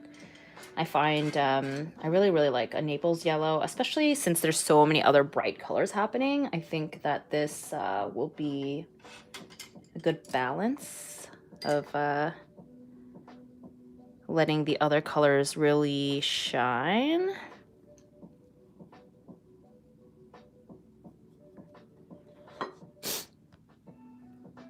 How do you feel about Pink Venom? I've only watched the music video once, so I think I'll have to listen to the song and or see the music video a couple more times to get a better gauge of how I feel about it. But I mean, they did really come through with the looks. The looks are always, the fashion and the looks are always on point. But yeah, I don't know if maybe because I've only heard it once, but I feel like I can't even remember how the melody goes. So, but I'm happy that they're back because that means I get to see them live on tour. This is very exciting. I think they'll put on a great show. I wouldn't really necessarily consider myself like a Blink. Is that the name, right? For the fandom, the Blackpink fandom. But I do like them. But I haven't like deep dived on Blackpink in the same way that I have with 17 or BTS.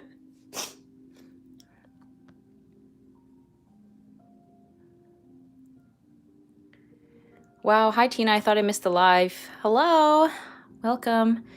Do you ever just keep buying sketchbooks? I used to. I have a lot of sketchbooks, and I've also been gifted and given a lot of sketchbooks. But because I have so many right now and it takes me so long to finish them, I've been really like making a point not to acquire more if I can help it. So I have not purchased a new sketchbook in quite a while, which I'm very proud of myself for. Okay, while this pink paint is still wet, we are now going to paint again because it's still too bright. We're gonna add more whites to it. Be a little more generous this time. I'm really stingy on like my paint mixtures because it dries so quickly that I hate wasting paint. So, okay, we're gonna add more white, and then if the white is still too, or if the pink is still too bright, there we go, words. I will add in a tiny bit of maybe the purple to really mute it. But I think this could perhaps be it.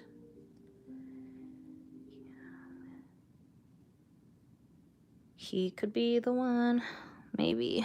Let's see. What song what was I just singing? What is that from again?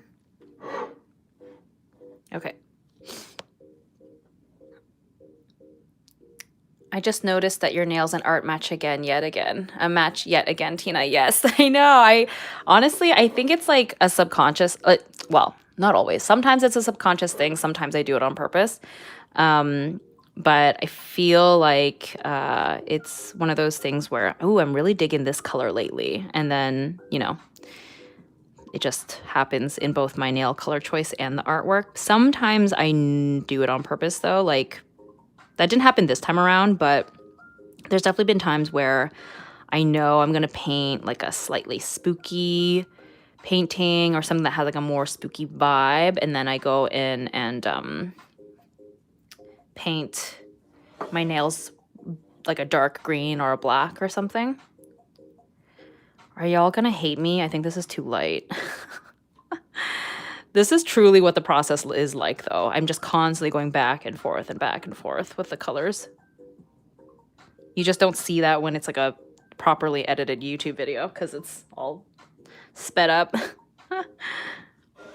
Okay.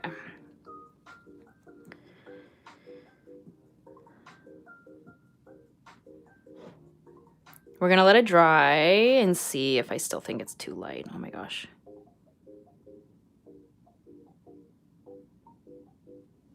I think for this reason, gouache does take longer than watercolor.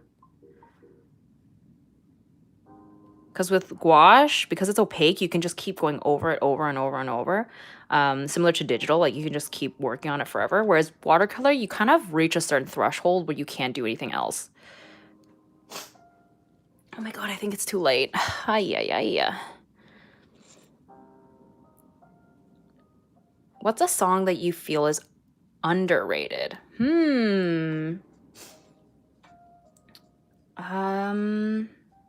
sure there's plenty. I just can't seem to think of anything right now. The the only person that's coming to mind right now, and it's like not even a song specifically, but just an artist in general, is Rina Sawayama. I freaking love her. I talk about her all the time because I'm obsessed, and I do think that she is underrated. She is a Japanese British pop singer, and I love her music. And I think that she deserves more recognition. So that is my answer. If we want a song specifically, she just released a new music video / song for, which one was it? Was it Catch Me in the Air or was it Hold the Girl? I forget which one, but Hold the Girl is, I mean, both are great, but I love Hold the Girl. And I was obsessed with This Hell when that dropped as well, which is so fun. It was perfect for Pride.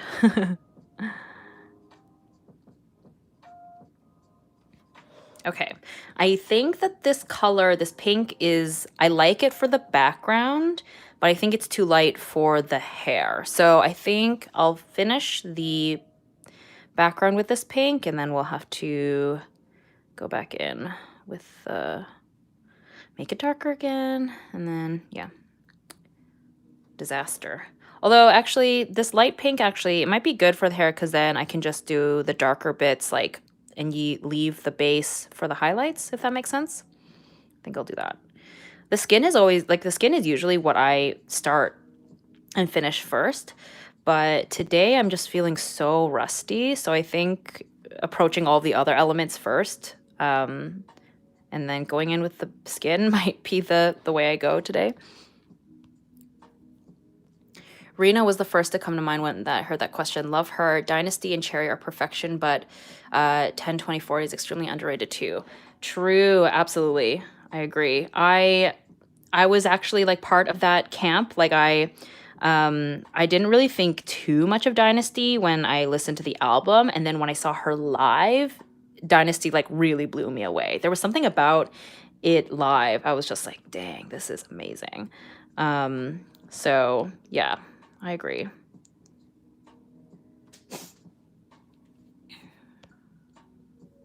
Cherry is a fave. Yeah, she performed Cherry. It was so great. And she opened it with, like, before she sang it, she was like, this was my gay awakening, and then just started singing it. It was perfect.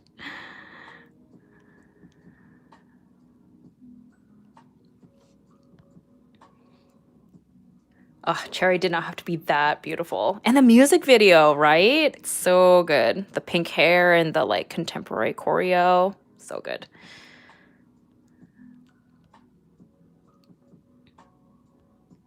I don't know if she'll play Dynasty again, but if she does, you can guarantee I will ascend to the ceiling. Absolutely. Love the purple nails. Thank you. You got me into Rina Sawayama. Oh my god. Yes, that makes me so happy. Oh my gosh. Chosen Family, when she performed that, I teared up. Truly.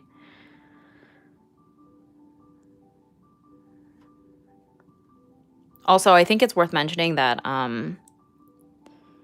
I technically identify as straight, but I do consider myself an ally of the LGBT community. I just want to throw that out there because I know that some people think that I'm queer, and I don't want to take up a space that I'm not part of, but I am very much an ally. I joke that I say I'm unfortunately straight.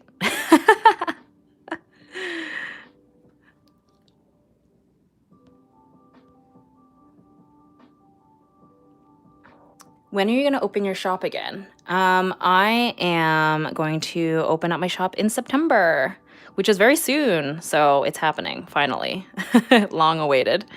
Yeah, because I'm going to be doing Fan Expo, which is my last convention for the year, next weekend. And then I can have all of the remaining stock up in my shop, which will include some new keychains and a couple of new sticker sheets. And I was talking about this earlier in the stream, but I'm thinking about bringing back some old prints that I like technically kind of had discontinued, I guess, or like hadn't reprinted in a while. Someone had mentioned the Coraline one, so I think that'll be good for spooky season. And I think I'm gonna try and make like a Instagram post or something and see if people have certain pieces in mind that they want to see come back. Because it's hard for me to know what people are into. Because like sometimes a YouTube video performs well, but doesn't necessarily mean people want to buy the print. And then there's pieces that I didn't make a YouTube video for, and I don't know if people actually like love the work or not. So it's hard to gauge sometimes. So I think if I throw it out to you, it'll help. How do you make keychains? I got contacted by Vogue Grace, which is a company that makes like all sorts of different merchandise. So they actually made the keychains for me. And they also made me some washi tape as well.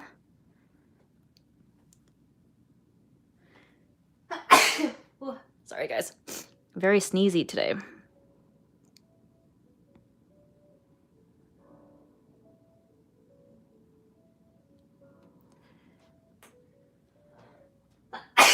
Oh my gosh. Sorry. Okay, this is everyone's reminder to drink some water.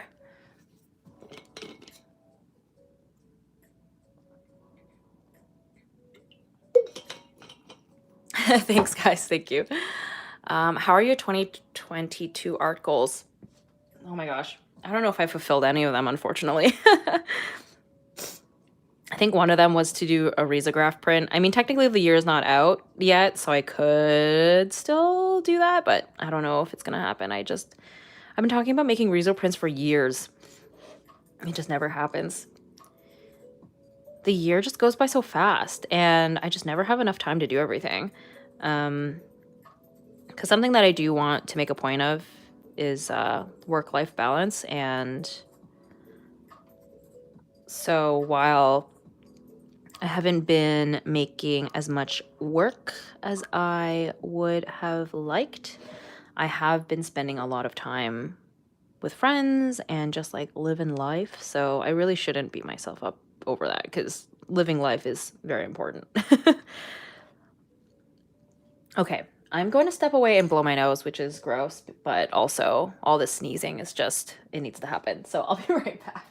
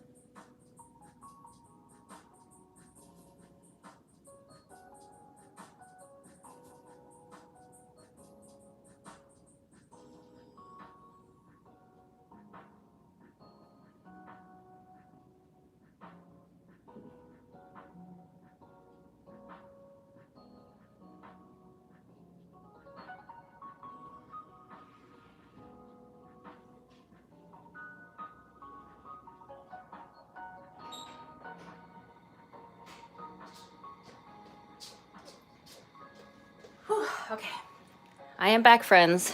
Hello. Thank you for sticking it out with me. I know this live stream has been maybe not very exciting because I've just been painting like flat colors, but will you be adding BTS artwork to your shop, like the screen cap redraw and the portrait series of the members? Those drawings are so amazing. Thank you so much. Yes, BTS will be in the shop. I will have the portraits. I'll be selling them individually and in a set. And I actually have keychains and a sticker sheet, which I'm so excited about. You know what? I was gonna try and keep it a secret, but I'm gonna show y'all because they're so freaking cute. I mean, actually, it's not a secret, I just realized, because I showed it in my vlog, technically. So, not a secret. So, these are the BTS stickers. Oh my gosh, look at them. Aren't they just the sweetish little things? I hope you feel better after blowing your nose. I do. Thank you so much. It's fine. Take your time with the process. I'm sure you will enjoy just chatting with you. Thank you. You guys are so nice. Oh my gosh.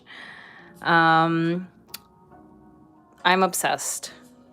I don't normally say that about my work, but I think they're really cute. Okay, so that's the BTS sticker sheet. And then I also have the flowers. Yeah, right. I thought, I wanted to fill up the space because I'm like a maximalist, and I thought they would, suit it. And then these are actually this is technically old artwork that I made a while back, but I turned them into a sticker sheet. I used to sell them individually. And you got them to fit on the sheet. I know, right?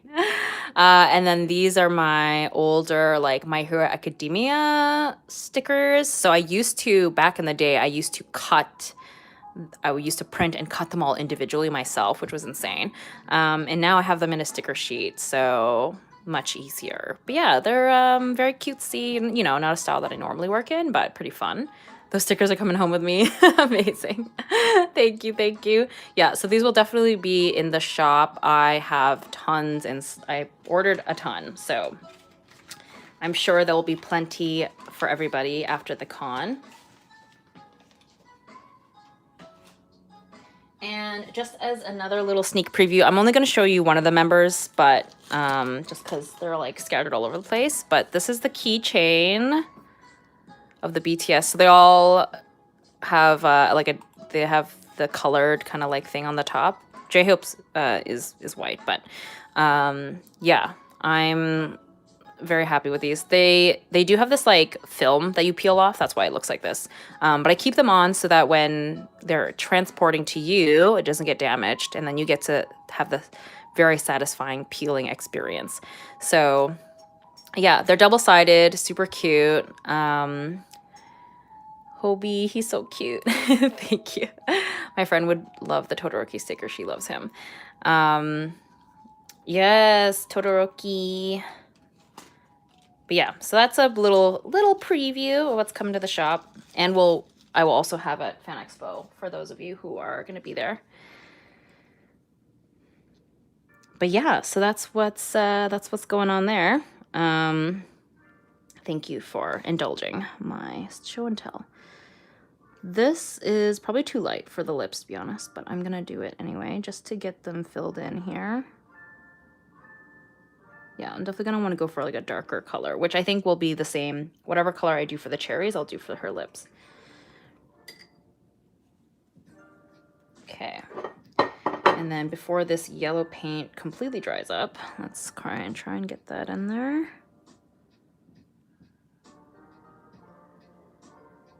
It's like basically done, but you know, it's so good. There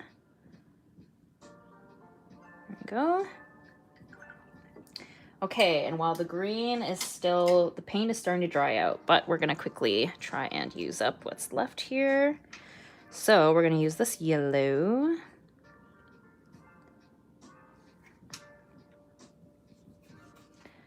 Naples yellow. Okay. Have you ever thought about being a vendor at a cup sleeve event? I don't know how y'all's go over there, but I feel like your stuff would pop off at a cup sleeve event. Oh my god, that's so funny that you mentioned that, because I only just recently like went to my very first cup sleeve event for BTS's like 9-year reunion or whatever, which actually I have right here. So this is the cup sleeve that they made. And I thought it was so cute, like seeing all the vendors and stuff, and just like the sense of community. But I feel like I don't have enough like K-pop merch to justify vending at a cup sleeve event. But yeah, super cute. I loved going to it. My friend and I tried to go to a Changbin one because it was his birthday recently. But I guess we made it too late. By the time we got to the bubble tea shop, everyone was gone. So I think we're a little late to the thing. But I was not mad at getting bubble tea. So.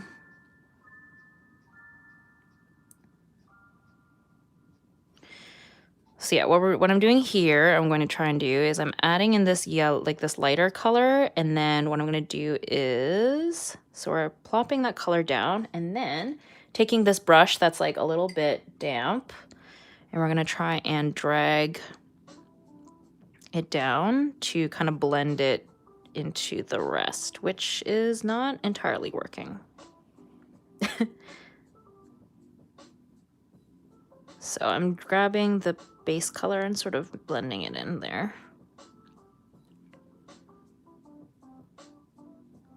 Generally, that's how it goes, but I'm having a struggle bus day today, so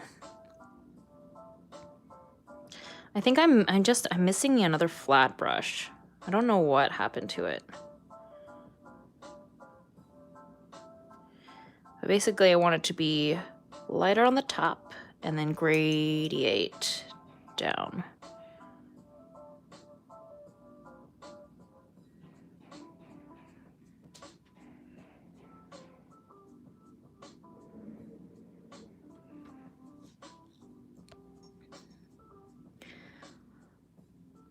Bubble tea is the best. I love bubble tea. Do you find getting the acrylic gouache hard to remove from that palette when it dries? No, actually. Basically what I do is just completely immerse it in water. Like I just fill up all the wells with water, let it sit for like an hour or two, and then just slowly they just sort of lift off the palette. The key is getting a ceramic palette and not a plastic palette. I find that plastic is much more difficult to remove the paint from. So that is my key element there is ceramic. And then that way it comes off. Because I found, yeah, the plastic palette's like impossible to like fully remove the paint. So yeah. It took us a bit, friends, but we have arrived to the right color combo, finally. The right color combo for the shirt, anyway.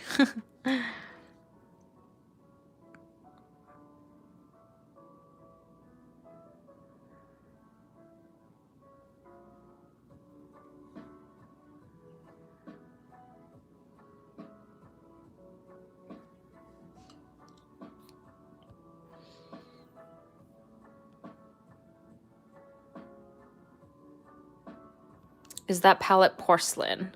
Yeah, porcelain or ceramic. I think it's maybe it's porcelain actually. I think you're right actually. I just realized. Yeah, the palette is porcelain. I have a ceramic one too. This is ceramic. Hold on. This one is ceramic. I never really fully know what the difference is. I am a little bit ignorant when it comes to that realm of art. But basically just they're not plastic. That's my key.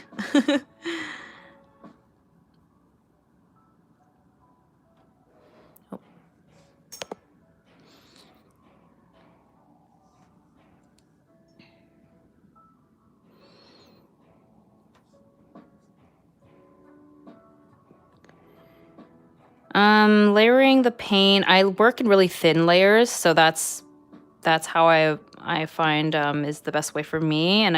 And to do thin layers is when you mix it with water, and then you sort of like use less and less water as you continue to build it up. I have a number of different gouache videos on my YouTube channel where I think I explain myself a little bit better. It's hard to give like good advice live because I'm trying to paint at the same time. Whereas my YouTube videos, I feel like I've thought my thoughts through a little better and I can explain myself a little more succinctly.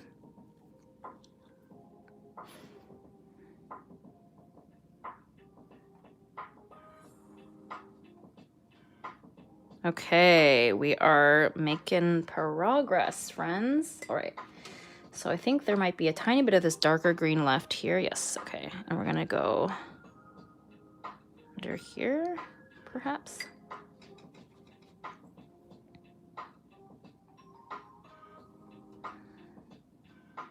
Might have been too watery, but...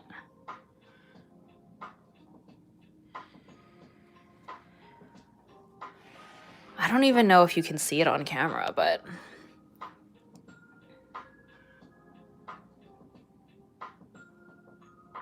Thank you. Porcelain is usually a white clay. No worries, not my expertise either. Okay, that makes sense. Your paintings and artworks are marvelous. Oh, thank you. How did you come up with the design of this character? I have a lot of character ideas, but I don't know how to design them, if that makes sense. Yeah, I think for me, so this is actually going to be the Patreon print for this month. For those of you who don't know, my Patreon page, I release a print and sticker and I send it out every month. And every month is a different design. And I usually try to pick like some kind of theme. And this month or this year, for every month, I've been making a little mood board with like basically I just compile a number of photos from Pinterest that inspire me and turn it into a little, mood board essentially of inspo. And so that helps with the creation of the design and color palette. And I encourage my patrons to use the mood boards for their own inspo if they want to. This month I got inspired by like Danish pastel interior design, essentially, which is something I've been really into lately. Just like this color palette and this like, cutesy pastel, slightly cottagecore vibe. So yeah. And I was showing earlier that I've been really into dresses and tops that have this like ribbon strap. So that was also part of the inspiration. Been really into the kind of 90s Polly Pocket like sticker vibe, which is why I have these. So yeah, it's just sort of a culmination of things. But if you have characters in mind, where you have like a personality that you have attached to them, or a name, or a story, I think that's a really great way to start from, because you can try and actually, I'm here, okay. Try and correlate their personality into their design. Because that's the sign of really good character design, is when the two work together.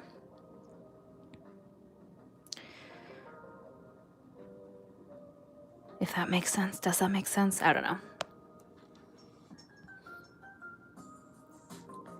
Is this design intended to match with the last wood/acrylic wash piece you made? That one was purple green with the checkered background as well. Yes, that was actually really much, that was also part of the inspo for sure. And there's another one that I'm planning to make that's going to be kind of to match that as well. Hold on, where do I have the sketch?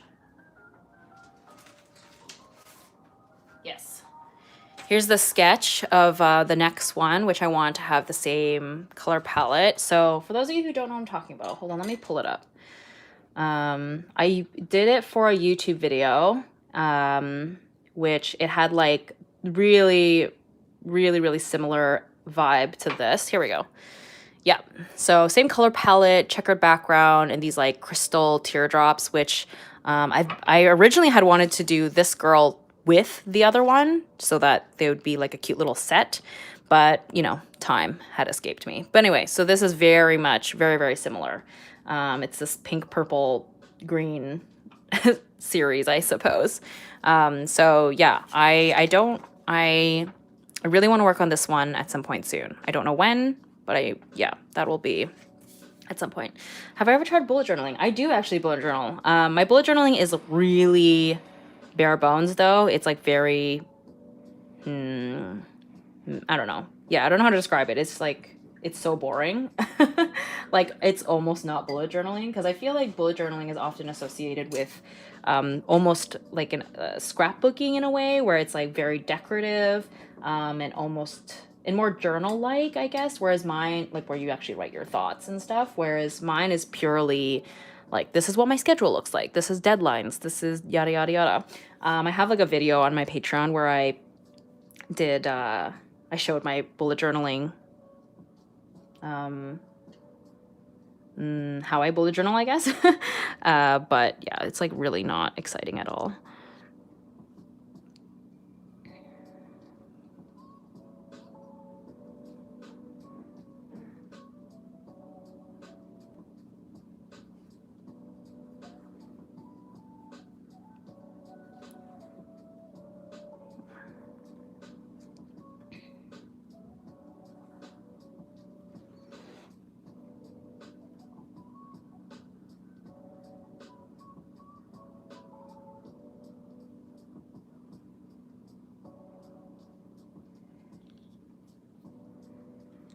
So I'm using the darker green now to like bring back some values because it was looking a little bit flat.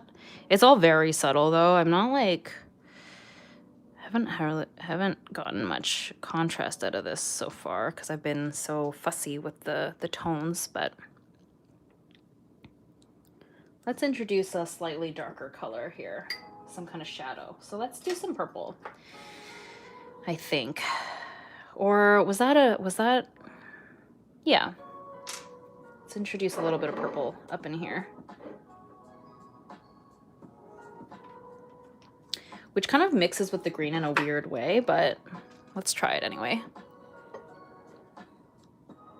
Her skin looks amazing. Oh, thanks. Up close, it doesn't. In real life, it looks a little weird, but I will fix it eventually. I've just been more fixated on the other stuff right now because I don't know, feeling nervous about getting back into the skin. But so let's try this purple here.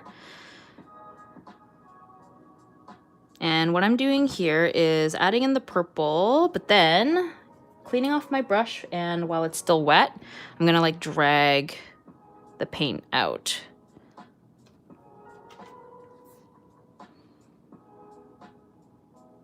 I think I used too much water. Pretty much just like erased all the paint. Hold on, let's try that again. This is why tutorials are not my thing. I always explain something and then it just does not go the way I think it's going to go.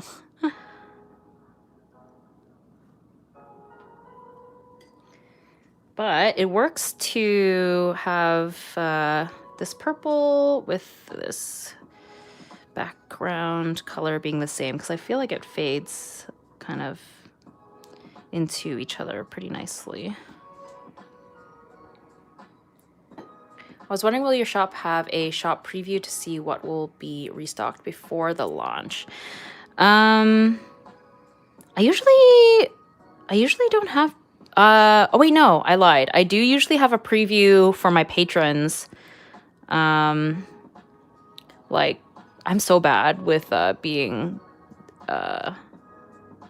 with planning. So usually the preview is only like a day before or something.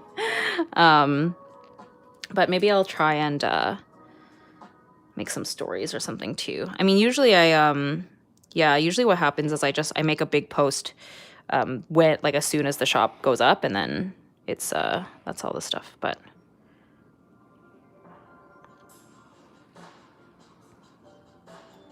I'm bad at planning.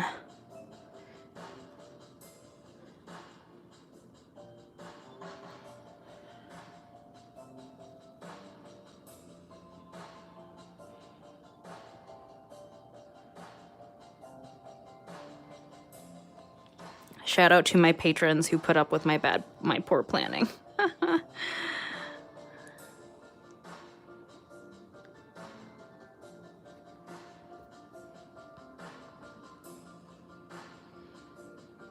Is paper or wood better for painting with gouache?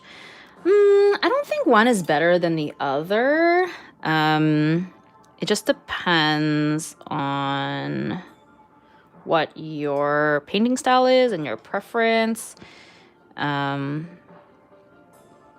definitely works for both. I do find that obviously a wood panel is very robust. It's very sturdy. So if you find that you paint really, really thick, then wood panel might be a good choice. But so long as even your paint, if the paper that you use is fairly thick, like I always recommend a thick watercolor paper. It works just fine.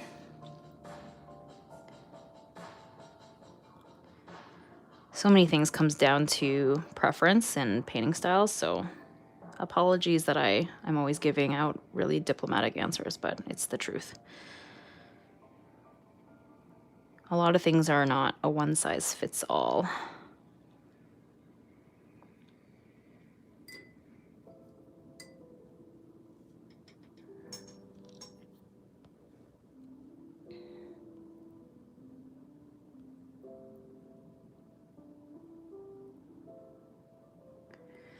Tina from the past was like, purple and green is my least favorite color combo, and Tina from the future has 3 works with the purple and green combo. That's growth. You're so right.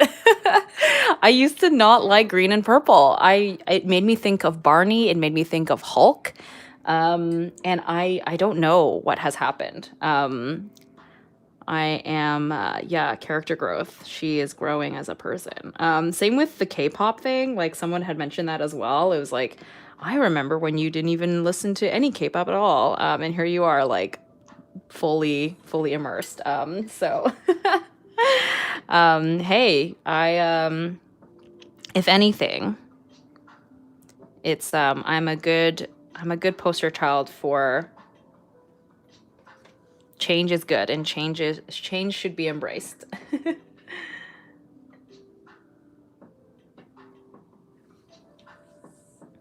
Oh, I dropped water on her face. Whoops.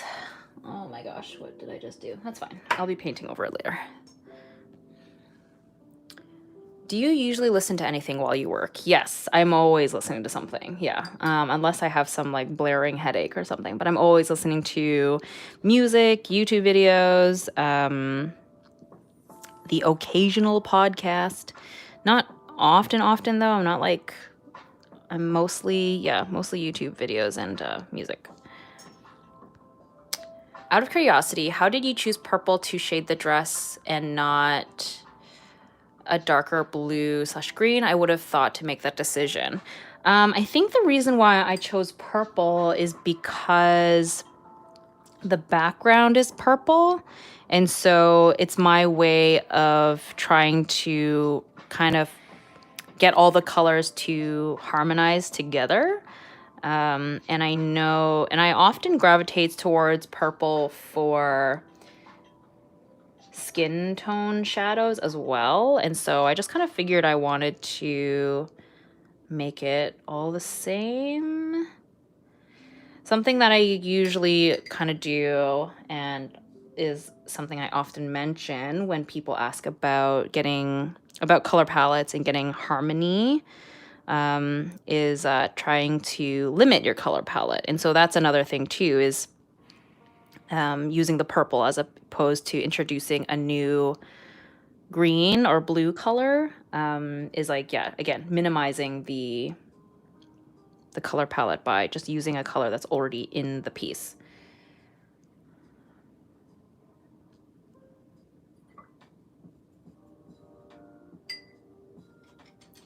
But I don't know if this, I don't know, the purple might be a touch strong, so I'm just introducing the green back in a little bit.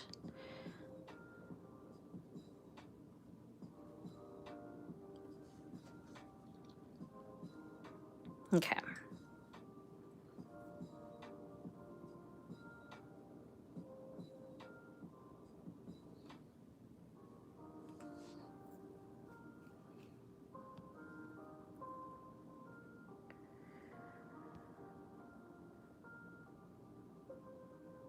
Purple and green kind of make me think of Halloween, especially if you add in orange. Yeah, for sure. That is very true. Because like the purple and green, it kind of has like a witchy Frankenstein vibe. I think me using pink instead of orange help remove it from Halloween. Not that I'm mad at Halloween, obviously, as we all probably know at this point. I love Halloween. But yeah, I think that helps create differentiation from Halloween, because that's not the vibe I'm going for with this piece. Okay, next. Where? Ooh, let's drink some water. I think I'm gonna go with the hair next.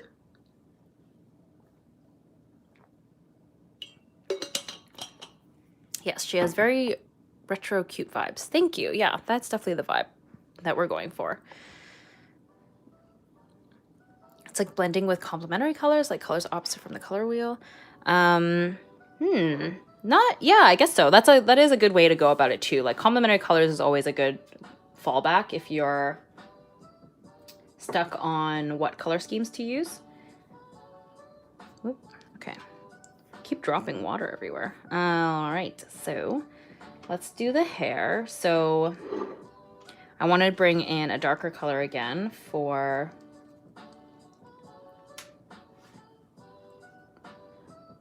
so we're going to use this pink again, but we're going to introduce the red and then probably the purple. And again, color harmony is trying to introduce colors you've already used into different elements throughout the piece. Might have been too much red. Let's see. Let's mix it up and see what happens. Yeah, I think it's gonna be way too much red. Is the palette in focus for y'all? Sorry.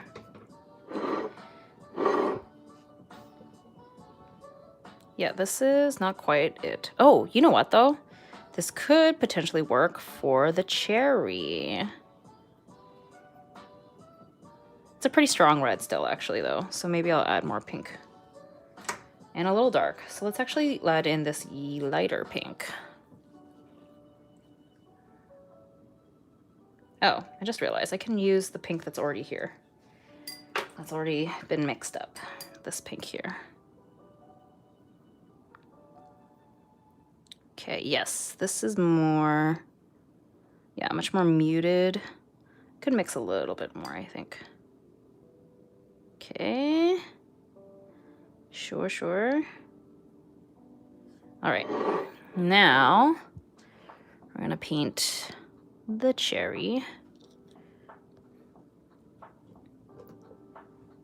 I always use the analogous color palette with a contrasting color, and that's my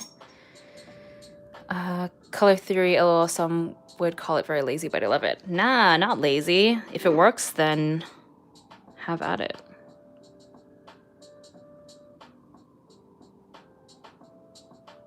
Ooh, juicy, juicy, juicy.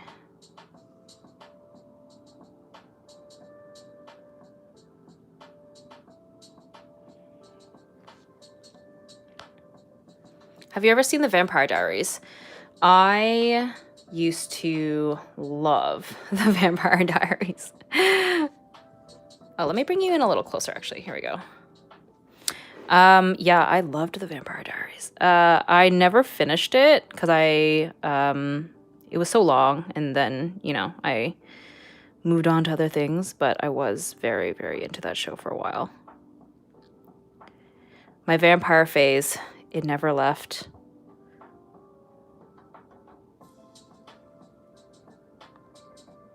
I was really into Twilight, really into Vampire Diaries, was into Vampire Knight, the manga.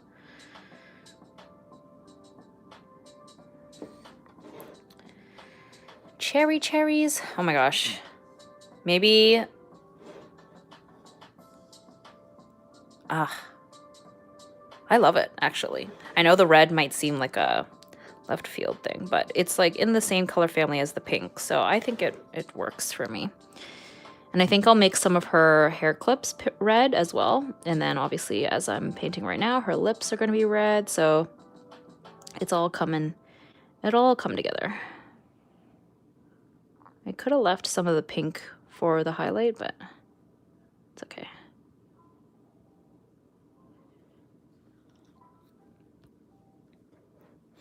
I never finished TVD either. I stopped watching after season 6. I don't remember where I left off, but it was getting wild.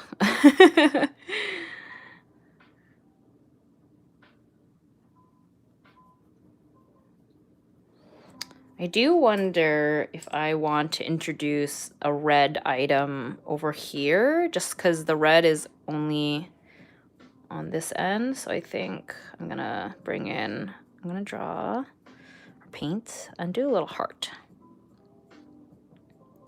And I'm freehanding it because I'm living on the edge.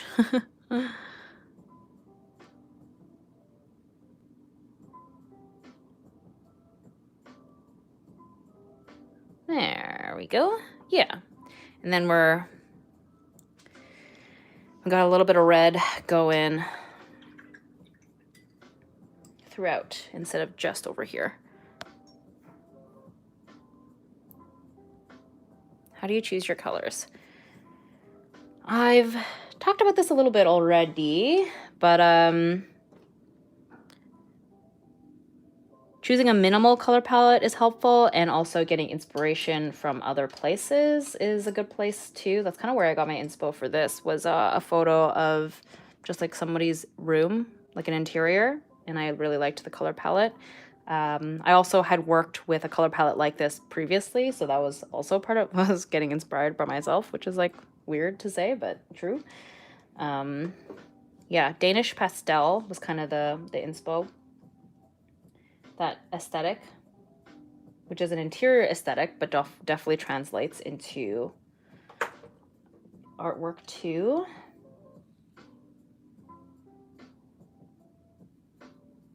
So I added a little bit more of the light pink into this. It's still very corally, but let's try it anyway.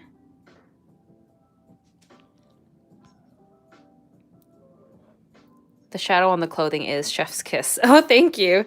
Yeah, it's finally, we're finally getting into some shading. It's been a very long process today. I mean, to be fair, it's been a while since I've painted with gouache, it feels like, or acrylic gouache, and I have never painted with acrylic gouache live before, so we are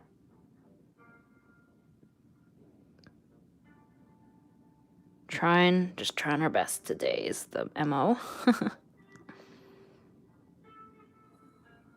Honestly, hair is something that I always struggle with. I never really know what I'm doing.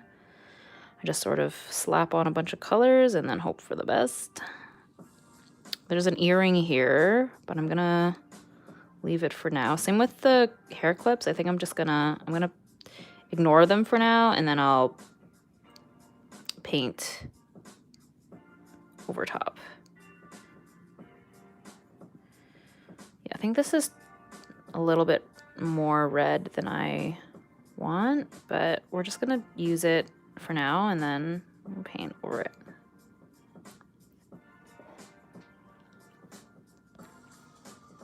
Ariana Grande vibes.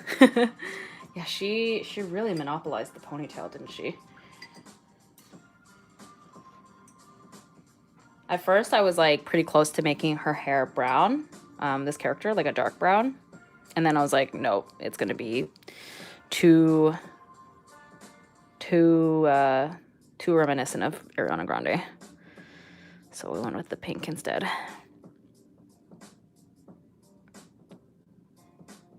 I was actually listening to her album yesterday.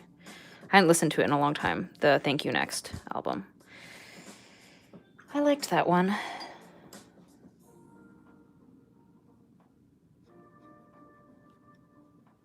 I think I need to make a different color because I don't like this corally color that much for the hair.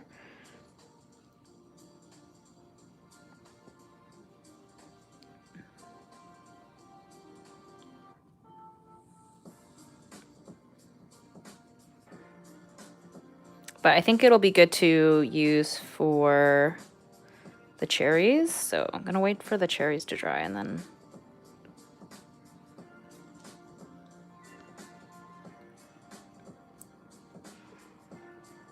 Is that a pearl earring? It's actually gonna be a flower. Hold on, do I have, the sketch is hard to see actually, but it's gonna be a flower, that's the intention. It just looks like a pearl because of the way that I painted around it, kind of.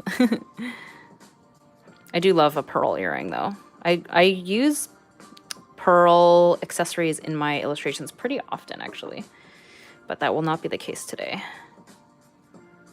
Unless maybe I get lazy and maybe I will end up being a pearl. Pearls are easy because it's just a circle or a sphere. And they look nice.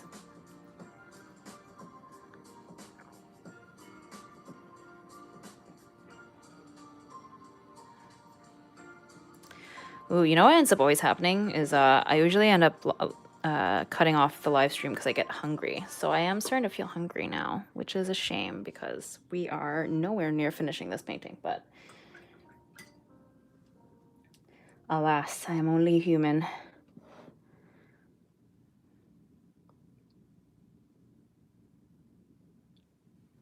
Yeah, I think I'm losing steam, friends.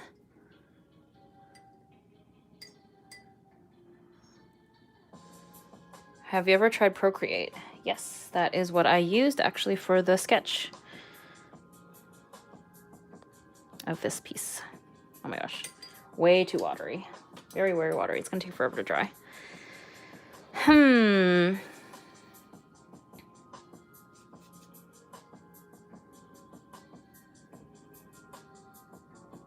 Man, I was really determined to finish this painting today, but I don't think that's gonna happen.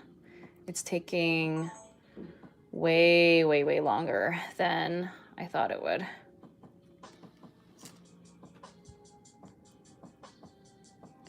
The urge to nap right now is insane. Me too, my stomach's starting to growl. The afternoon slump is hitting me too. Yes. And we are hitting that 3-hour mark, which is generally when I kind of reach my limit on the stream. So I think, unfortunately, as much as I would have loved to have made a little more progress on this painting, I think we are gonna have to call it. What are your favorite makeup brands? I love makeup, by the way. I love makeup also. If you see my most recent studio vlog on my YouTube channel, I have like a makeup segment where I list, I like do my makeup and I list all the things I was using, but basically most of my makeup is from ColourPop. I love ColourPop. That's like my main makeup brand that I use right now, but yeah, I'm gonna call it a day. Thank you so much for everyone that came to the stream. It's been about 3 hours, so and I'm getting really hungry, and I'm like losing energy here, but I had a lot of fun. I hope that you did too. The live stream will be up for everyone to watch after the fact. I know that some people seem to have just jumped in now. I apologize that I'm heading out, but I am a human being that needs to eat, unfortunately. So I will definitely be posting the finished piece. This is going to be the Patreon artwork for this month. So if you are interested in receiving this as a print in the mail, along with a couple of stickers, my Patreon link is in the description. And yeah, thanks so much. I hope you all have an amazing day or evening wherever you're at. And I'll catch you in the next one. Bye, friends.